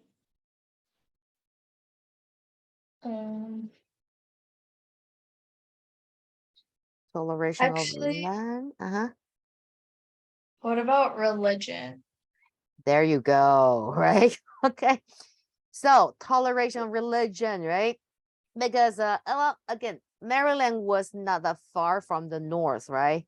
They share border with Pennsylvania, and then Pennsylvania share border with New York, right? And New York share border with Massachusetts. Like, there you go. We have the city upon the hill, not so tolerant. You see? All right. So Maryland came up with the Toleration Act, right? Indicate the religious freedom. All right. So this is the, on top of this Mayflower Compact, this Maryland Toleration Act, it's like, a monument to indicate this, religious freedom. Even before the formation of American Constitution, the First Amendment of American Constitution protect four freedom, right? Freedom of speech, freedom of religion practice, freedom of media as a report, freedom of what? Assembly, right? That's the First Amendment of the United States Constitution, right? So Maryland Toleration Act already indicates, this belief, this ideology, right? How a democratic regime, how a, democratic government should act upon. Not only Maryland offer this religion freedom, Maryland also thrive in commerce, all right? So Maryland was not so far down south. So the weather not so ideal for like a large scale plantation, unlike Virginia, North and South Carolina, right? But it does have the soil suitable for tobacco, and tobacco was valuable cash crop, right? So Maryland practiced plantation of tobacco, but cannot compare with the scale in Virginia and North Carolina, right? And Maryland also grow grain, right? And so that's just part of Maryland's economic system. And because Maryland has the access to the Chesapeake Bay, right, to the sea, the port, so Maryland also adopt commerce, trade. So Maryland traded with what? Neighboring colonies, right? And they have servants and they also have slaves, right? They're so close to like, modern day's definition of democracy, freedom, right? They tolerate religion practice, but they did not abolish slavery yet. Okay. But their labor force did not like, really rely heavily upon slavery. They have servants, they have free laborers, right? So Maryland's industry is a combination of plantation and commerce, right? And their labor force, it's a combination of free labor and the slaves, all right? So that's Maryland, all right? So here, Toleration Act is right here, Maryland, concerning religion, so religious freedom, right? And then, so we have Maryland and Virginia. Now let's go to New England. Okay, so what is New England actually? New England refers to the Northeast colonies, right? So modern days would be New Hampshire, Massachusetts, Rhode Island, and Connecticut, all right? So these 4 states, the former 4 colonies, they would be called New England, okay? Because English society believe, okay, this colonization, which one can better represent or symbolize British, belief in this colonization? They believe is the Mayflower, right? They don't really view themselves as the descendant of Jamestown, Virginia. Modernist American, their heretic could be traced back and found their ancestors on the boat of Mayflower. Okay, so most Americans, they will claim, okay, they're the descendant of Mayflower pilgrims, right? Puritans, right? That's why New England, okay, Britain, they call this colony in the north New England, right? That means it continued the culture, ideology, costume, everything into the colonies. That's why we still have the name called England, but it's New England, right? So we have a new life in the new world, but the old culture, okay, civilization, language, belief system continue to the colonies, right? So Spain colonized Latin America, right? So it's called New Spain. See, so the practice, the old system in the new world. So this New Hampshire, Massachusetts, Rhode Island, and Connecticut together are known as New England. That already explain, okay, why modern days American believe they are the descendant of these Protestant Puritans on Mayflower, instead of saying, hey, we are the descendant from London Company. No, okay. All right, so that's New England anyway.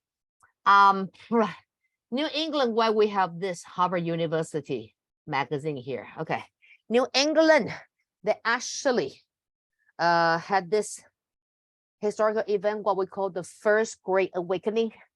Anybody knows about this historical event called First Great Awakening? Anyone? Jeffrey? I think I've heard of it, but not really. Okay. First Great Awakening. Well, awakening sounds very religious, right? So it's the Reformation of the Protestant Church in New England. All right. So remember this Protestant church in New England. They claim themselves offer this freedom in religious practice, right? But in reality, they did not. They condemn this heresy. And if you're not a member of their church, you don't have a voice in the government, right? So this kind of a practice, yesterday we introduced a gentleman called Roger Williams, remember? The founder of Rhode Island, okay. He criticized and challenged the Protestant church, right? And he was no longer welcome in this colony, so he was exiled. And after him, he actually had a follower, that's her, Anne Hutchinson, all right? I don't know if you heard about her, and Anne Hutchinson. She was a housewife with a profession, all right? She was a midwife. Do we know what is a midwife? Rita, do we know what is a midwife? Isn't it someone Mm-hmm. who like takes care of the house? No, that would be the servant or like a housekeeper or like a nanny, right? But midwife it's a profession, require expertise. So midwife is the person who help a mother to be to deliver the baby. All right, because that time medical resource was not so attainable, right? And so some mother to be, they would deliver their baby at home, and you may not be able to call a physician, okay? So in that case, you call a midwife. All right, so midwife can help you to guide you how to safely deliver this baby. That's midwife, right? So years ago, I got this student. You guys can be very creative sometimes, I got this student. I said, what is a midwife? And he got so excited. Not the Mayflower, not the Titanic guy, right? The other one. He said, midwife, I know, Xiao San. Say that again. Okay. No, it's the the experts to help mother to be to deliver the baby safely, right? So Anne Hutchinson, she was a midwife. Not only she was a midwife, she was pretty radical, or you can say her she is pretty critical, okay? She also believed in Roger Williams' argument. She believed that this Protestant church in New England, they are way too corrupt, and they are no different from European church, right? So when she delivered the babies, she would share her belief with her clients, okay? And because she is very logical, okay, she her speech really makes sense, okay? So in this case, she actually managed to convince many people in the colony. She has her fans, her followers, right? So to a point, the church noticed that. And of course, this would be like, intolerable behavior to Protestant church, right? In that case, the church want to educate Anne Hutchinson. So the church invite, quote unquote, invite, all right, more likely like force, right? So invite her to a hearing. So you have ideas, right? Now we present you this opportunity. So you can try to convince us with your so-called logic, right? So Anne Hutchinson actually attended this hearing. And Anne Hutchinson actually talk to a point that all these clergies, participate in this hearing. They are like, speechless. They couldn't defend themselves because Anne Hutchinson really makes sense. Her logic was so strong. So to a point, the clergies, they couldn't fight back. They cannot counter argue Anne Hutchinson, all right? So in this case, Anne Hutchinson humiliate these clergies, right, in the Protestant church. And that all, of course, provoke this church, right? So Anne Hutchinson, you too, you are no longer welcome in our colony. So go, you're exiled. All right. So she left. Where did she go? She went to Roger Williams because Roger Williams had a colony now, right? Rhode Island. So she went there. So she could really enjoy this religion freedom. But the church was not so like, all evil, right? They, whatever they did, okay, being humiliated and turned into anger and exile, and Hutchinson was not cool. But after that, they actually had a meeting and they actually come to this, agreement that saying that our church is not well qualified with educated clergies. That's why we started to lose faith, okay? Started to lose faith from our colonies, societies, all right? So this hearing served as a wake-up call to the New England church, and they plan to reform. How? That's what we call the first Great Awakening, all right? So the first Great Awakening referred to the New England church's reformation after they kind of being humiliated by Anne Hutchinson, all right, at this hearing, right? So now we know what it is, right? Now we're gonna ask ourselves how. It's all about what, how, why, right? So how do they reform? Easy. They want to produce more qualified clergies, right? So they need education. How do you educate people? At school, right? So New England church established a series of schools. They're actually religious schools, right? Their main purpose is to educate and produce qualified clergies, priests, fathers, right? And all these religious schools later became modern days Ivy League. All right. So if you plan to apply to any of the Ivy League, you know their story, you know their history. Harvard, you see this one? Harvard Magazine. We have an article say Anne Hutchinson, brief life of Harvard's midwife. Meaning what? Without Anne Hutchinson, there would not be Harvard University. So Anne Hutchinson was a midwife, right? So she was responsible for the birth of Harvard University. That makes sense. So now you know the historical story of Harvard University. So if you apply to Harvard, you can mention that in your PS or like in the short questions, right? Why, what attracts you to apply to Harvard University? You like how the Harvard University was found, right?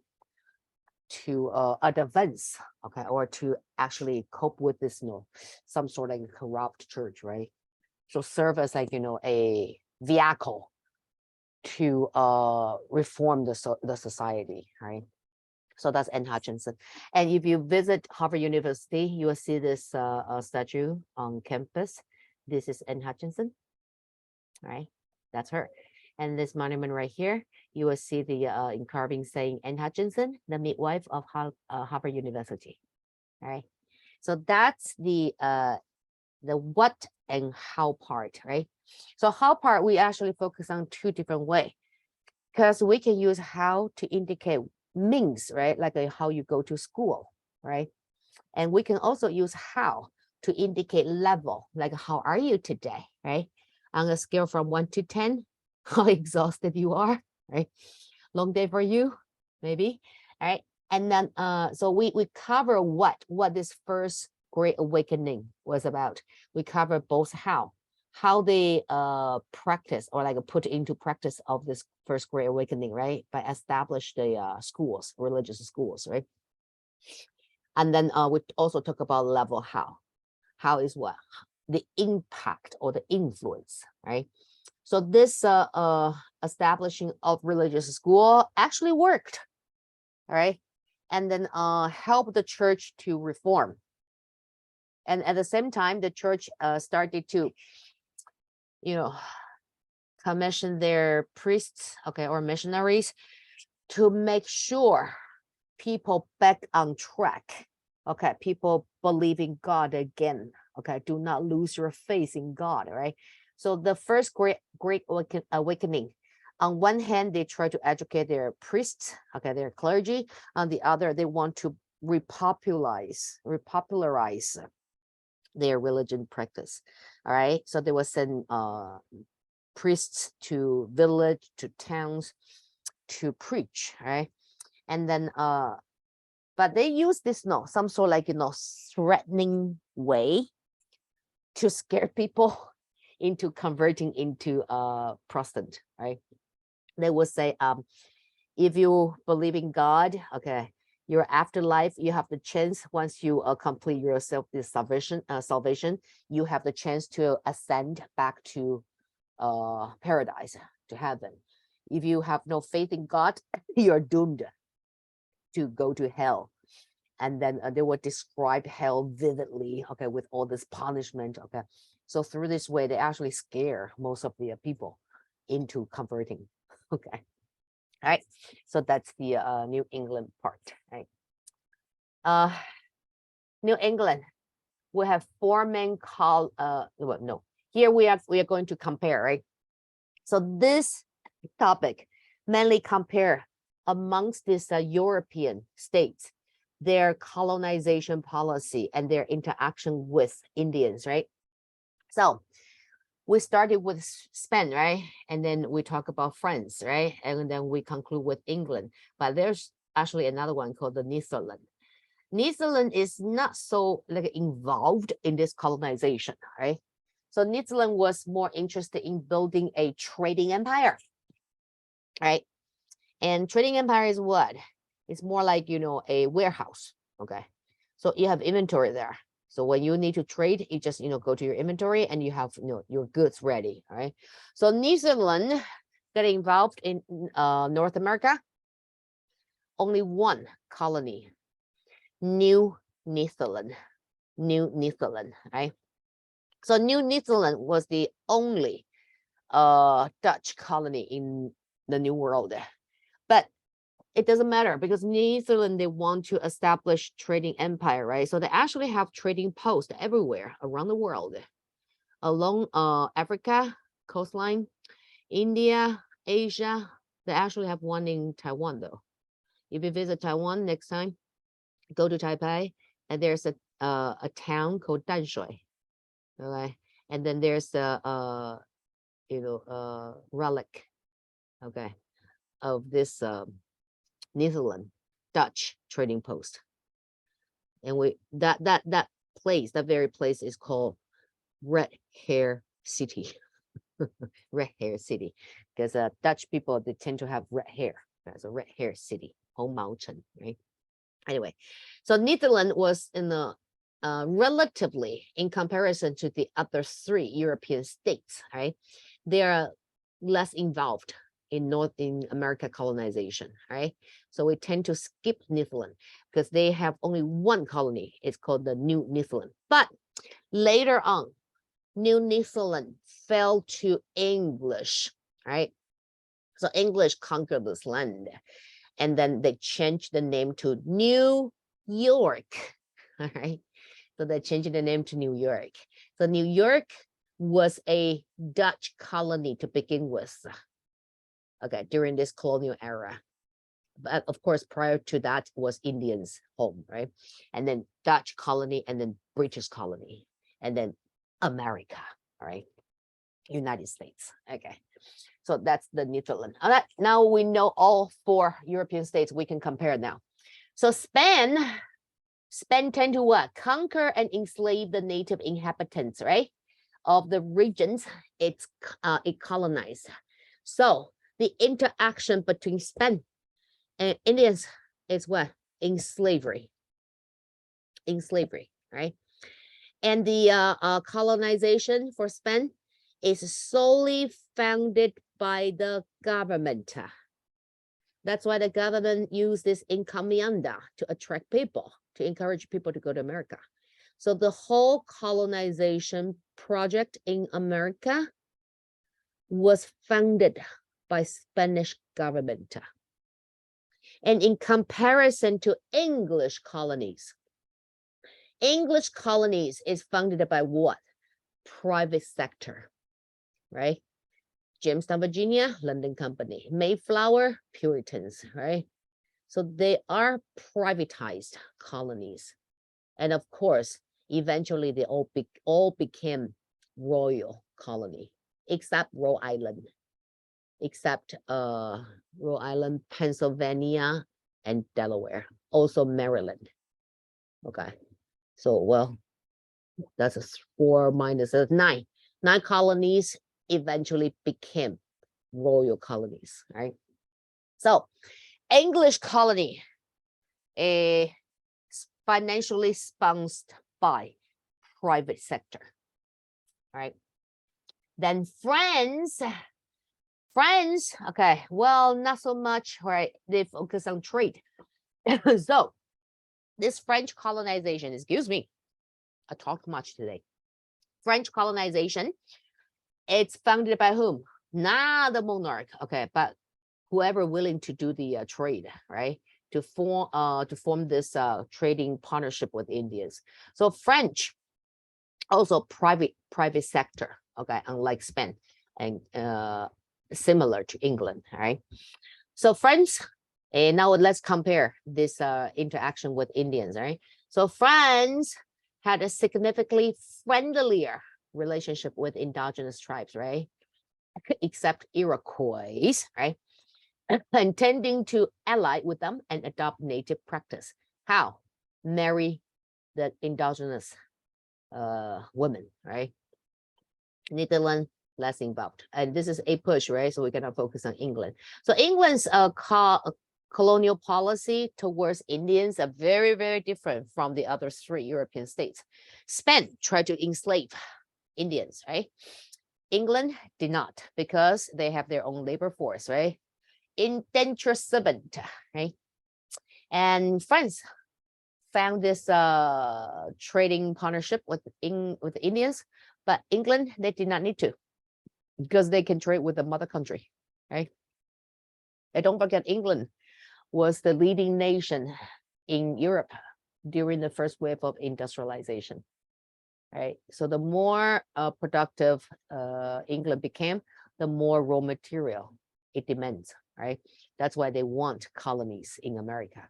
So in that way, they can get, you know, free nature resource, free raw material. And in comparison to Netherlands, okay, England, okay, gradually will build this, you know, marine empire, right? This empire, the sun never sets upon, right? But at this point, England did not share the same agenda like the Netherlands to build this trading empire. Not yet, okay? So you could have a compare and contrast question here. How these European states, they have different policies in this colonization in the New World. All right, and when we say policies, it could be like how you're going to colonize and how you're going to interact with the Indians, right? How are you going to determine the democracy independence? Okay, so all this fit into the policies, right? So your question, your prompt could be very general, right? So how European states come up with the various colonization policy, okay, to secure the mother country's benefit, okay? So in that way, policies is no umbrella term. Then you can talk about economic policy, right? Social policy, political policy, right? So economic policy, mercantilism, right? And social policy, you can also include encomienda, that's economy, right? And then social policy, you can talk about what? This social caste system, right? That enable the Spanish government to better rule over these colonized people, right? And society in England, then you can talk about what? Talk about how this neglect of sovereignty, right? So British colonists, they enjoy freedom, independence, right? So you go from there, right? So this is a possible compare and contrast question you may have from your school assignment, but unlikely you will have it from AP exam. Because again, short answer questions focus on unit 3 all the way to unit 8, right? Same as the long essay and FRQ, I mean DBQ, right? But you may have questions in MCQ right here, right? So we talk about, let's see how much we cover today, all right? So colonial era, okay. Now we cover age of exploration, colonial era. Now we're gonna move on to 7 Years War, okay? And that will lead to the eve of colonization, all right? So 7 Years War lead to the eve of colonization. So what is the 7 Years War? Anybody? It actually overlap with the world history and European history. What is 7 Years War? I remember something about them drawing a line of like a border. Mhm. Like with the 7 Years War, there's like something about like I think there's territorial slash like was it land disputes Mhm. over, and then like So- there was sort So of it's the war between what countries? France, I think, and Yes, Sunny, what did you say? French and Indian. French and Indian? Are you sure? So Indian confronted with the French? It can be confused, okay? Because this war is also known as French-Indian War. You're right. Good job, Sunny. But French-Indian War, this term is so confusing. I thought it was the war between French and Indians, but it was not. It was French allied with Indians and fight against Britain in the New World, North America. All right. So how come? Well, France and Britain, they're long-time enemies to each other, right? Don't forget they have this 100 Years War, right? Over the issue who has the the right to inherit the crown, right? Who is the legitimate successor to be the king of France, king of England, right? So the conflicts between France and England have been long exist, and now the conflicts extended to their colonies, because French colonies share borders, right? Borders with British colonies, right? And not to mention this constant harassment from Indian tribes, right? And most Indians, they tend to side with France, right? Except Iroquois. So in that case, Britain had to defend its British colonies. They had to defend themselves, not against Indians, but at the same time against French colonists, right? So to a point, they had this conflicts over the border issue. And plus, their mother country was already engaged in war back home in Europe, right? So to the colonists in the New World is like, okay, we might as well solve this issue once for all, right? So we have this French-Indian War. And then French-Indian War, as we talked about earlier, most Indians, they believe French, they are the best Europeans they could have, right?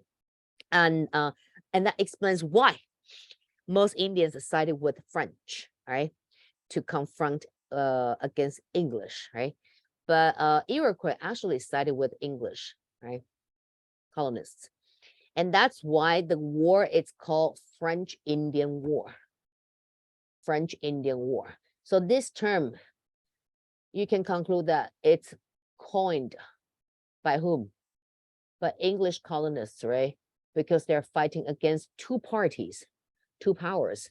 One is French, the other is Indians. So to British colonists, they will call it, that's French-Indian War. That's our enemy, all right? The other term is called 7 Years War. Why? Because it took place, okay, actually, if you count the 2 years in motherland, it's actually 9.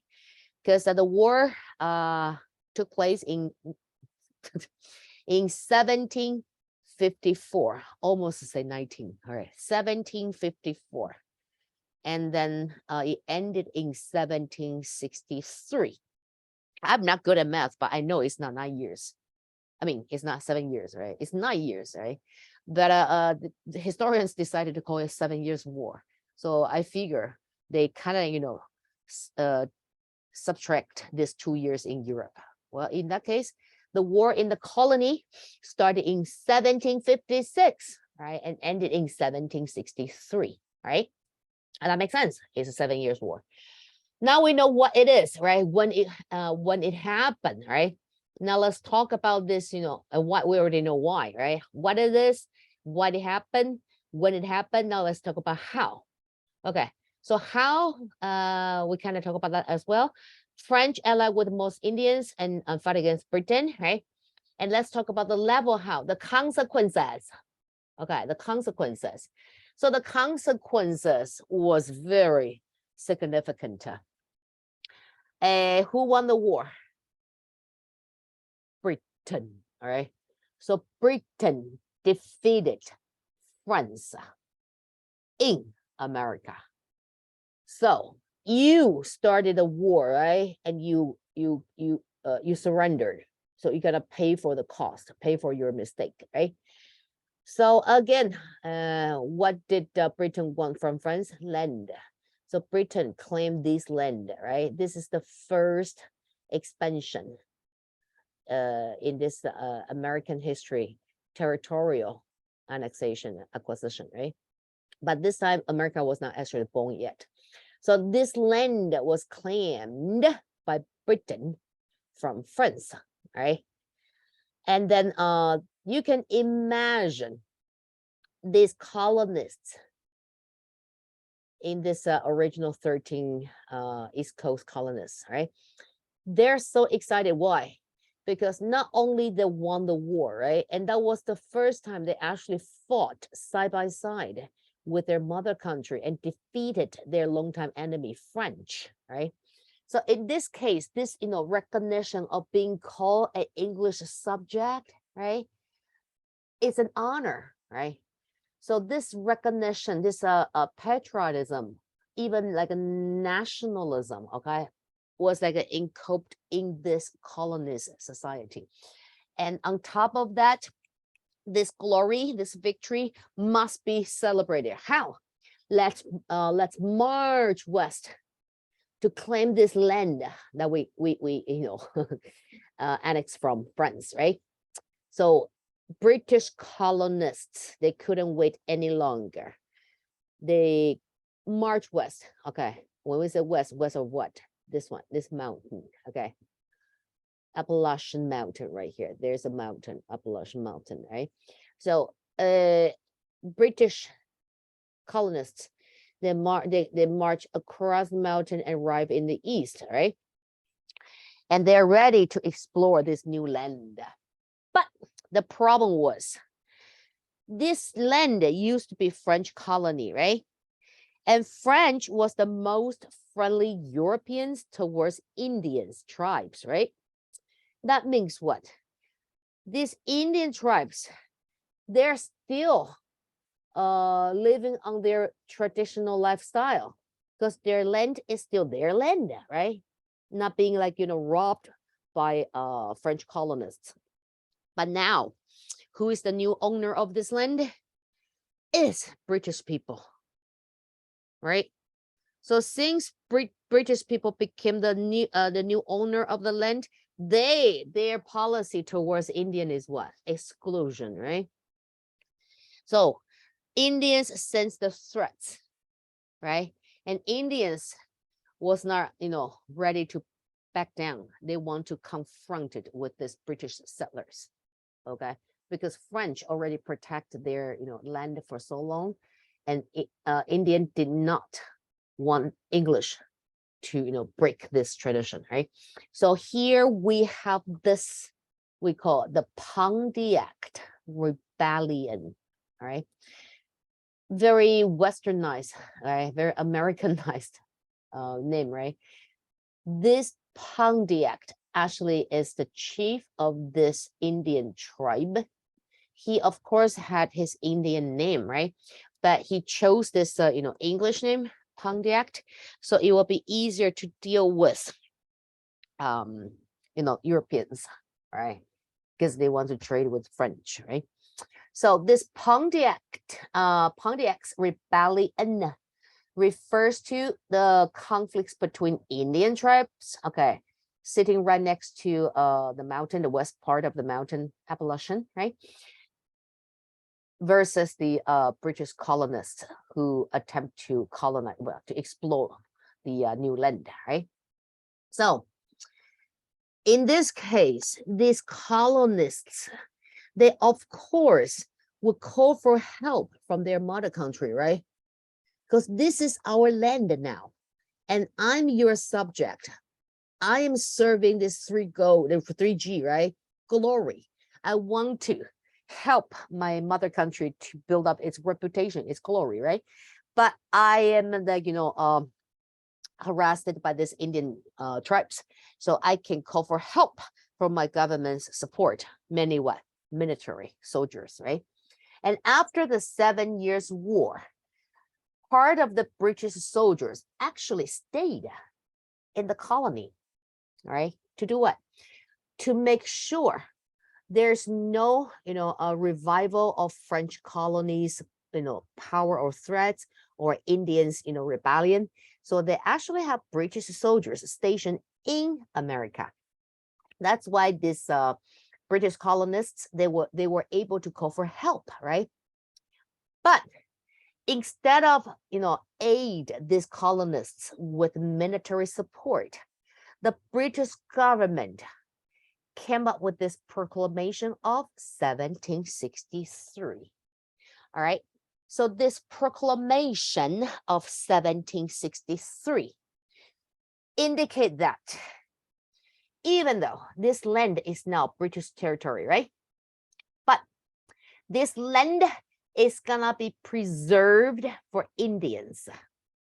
So none of any of these British subjects were allowed to occupy this land. All right. So if you plan to go, don't. If you already went, go home. All right. So this proclamation of 1763 prohibited British colonists to explore this new land they claimed from France through the victory of 7 Years' War. Right. So think about the logic, this human psychology, right? If you're one of these English subjects that time, you fought alongside with your mother country, right? You contribute to the victory of the war. And now you try to claim your prize, right? You deserve it, right? But your mother country said, no, this land is reserved for Indians. So you, being the Englishman, how would you feel? Think in this way, how would you feel? Anyone? Betrayed. It's what? Betrayed. It's fade. Betrayed. Oh, betrayed. I'm sorry. Yeah, of course. Betrayed by your own government, right? So it's like, hey, I'm your loyal subject. You don't preserve, protect my interests. Instead, you protect Indians, right? It feels like I'm not your biological child, right? So that provoked this, hatred or anger, if not hatred, at least anger amongst the colonies. All right. So you see this war, 7 Years' War. You can mark this 7 Years' War as like, the peak of this honeymoon. Okay. This recognition of being called English subjects for English colonies. All right. It's the peak. Okay. So this patriotism reached its height. All right. But at the same time, this 7 Years' War also served as a turning point, okay, of the relationship between the mother country and the colonies. Why? Because the mother country issued this proclamation of 1763, okay, and that kind of, send a message like, yeah, you are my subject, so you're gonna obey your government's decision, no question asked, right? So now we're gonna ask ourselves why English government did so. Why not just give the land to its own subjects? Ria, what do you think? Why?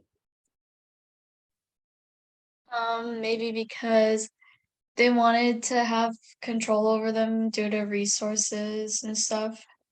Control over them. This them refers to whom?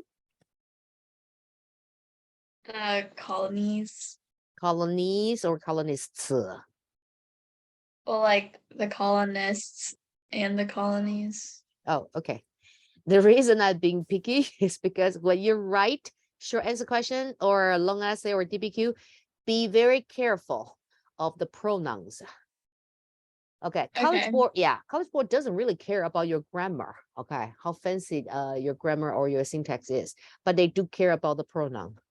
Because if you have pronoun, but the pronoun has no noun to refer to, or the pronoun is ambiguous, it can refer to this noun or that noun, okay, that will change your idea sometimes completely, right? So my suggestion would be, if you can not using pronoun, don't use them, all right, just to be safe. And it's but I don't want to repeat the same noun again and again, right?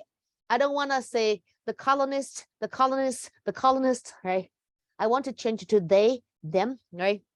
You can, but you don't have to, because they don't care about how you address your idea as long as they're accurate on topic and supported by evidence and reasoning, all right? So just keep using the same noun, the colonists, the colonists, the colonists, all right? After all, it's not you who will read your own essay, right? It's your examiner from College Board.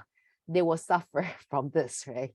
Being brainwashed with the same noun again and again. But we don't care, because we are aiming for 7 out of 7 for DPQ, 6 out of 6 for LEQ, right? So be very careful of your pronoun when you write essays and short answers, right? Okay, you have your point, yes, Ria. But most importantly is what? The reason British government saved the land for Indians instead of giving to its own subject is because British government did not want to provoke Indians. If British government provoked Indian tribes, they may British government may very likely just invite themselves another war. All right. And after the 9 years total war, right, with France, British government found itself in this financial crisis. All this war debts. War debts refer to what? During the war, the government may not have sufficient fund to finance the military, right? So the government will borrow money from the wealthy family, and that would be the war debts the government must honor, right? So if the government does not honor, the government will lose the credibility, and in the future, people will not trust their government anymore, right? So Britain was, busy dealing with this war debts. So Britain was not ready for another war, right? So at that moment, preserve the land for Indians, it's like, an ideal approach, because you can count for the Indians, right? So somehow you can, prevent this unnecessary war. And that does not mean Britain would not come back and, rob Indians of their land. They would, okay, but not yet, okay. But to the English colonists, they did not think in that way. Okay, the government's logic makes sense, right? It's our land, so explore it now or later. It doesn't matter, okay? Timing is very important. At this moment, we're not ready to confront with Indian tribes, right? So be patient. But the king would not bother to explain the logic behind, right? So the king just issued this proclamation, all right, without explanation, but it actually makes sense, right? And then the colonists, once they have this proclamation, say, huh? They don't understand at all, right?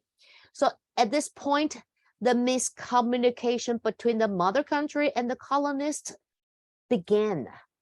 So later on, you will see more and more of this case, okay, in the era we call, the eve of revolution.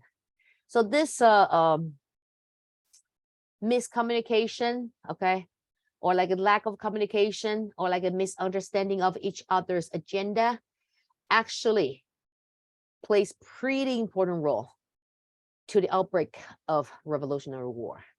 If they could really sit down and talk about it, right, and try to understand each party's logic, right, these conflicts can be what dealt with. Okay, but we are talking about 1763, when communication was very inefficient, right?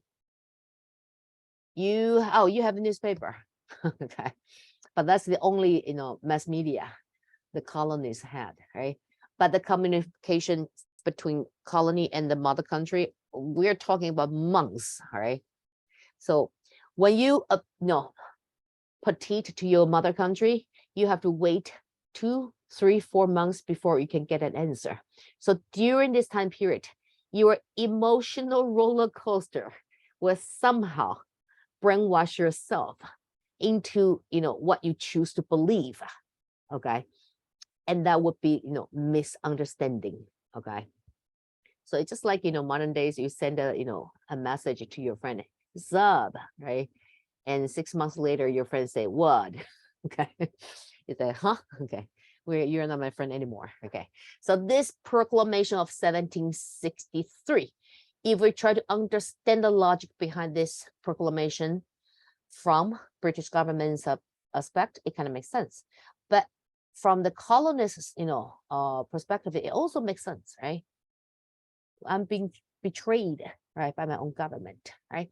So starting from this point on, you will see the conflicts between the colonies and the mother country intensified. So to a point, we have all this British policy towards the colonies, right? One is worse than the previous one, right? So that's called the intolerable acts. And then we also have the colonial reaction to British policies, right? So this lack of communication lead to one incident after another, right? And then this misunderstanding between these two parties worsened, right? So to a point, it seems like inevitable, the American Revolution, okay, it's on the edge, okay, of outbreak, right? But we'll save that for tomorrow. Did we finish that today? Yes, sort of, kind of, okay. So the eve of revolution include this part we haven't covered, is the X everything, okay? But we're so close now. We only have 4 slides to go through tomorrow to make it up today's agenda right here, right? And tomorrow we definitely can finish Unit 3 all the way to 1800. All right, so we're gonna cover this eve of a revolution and the Independence War. And the war, we can fast forward to that, because war is not the focus of AP history, okay? But we're gonna focus on the cause and the effect and major battles, all right? And then post-war, we're gonna talk about this confederation, and then we talk about constitution, and we talk about the federalist government. And that's all we need to know for Unit 3, all right?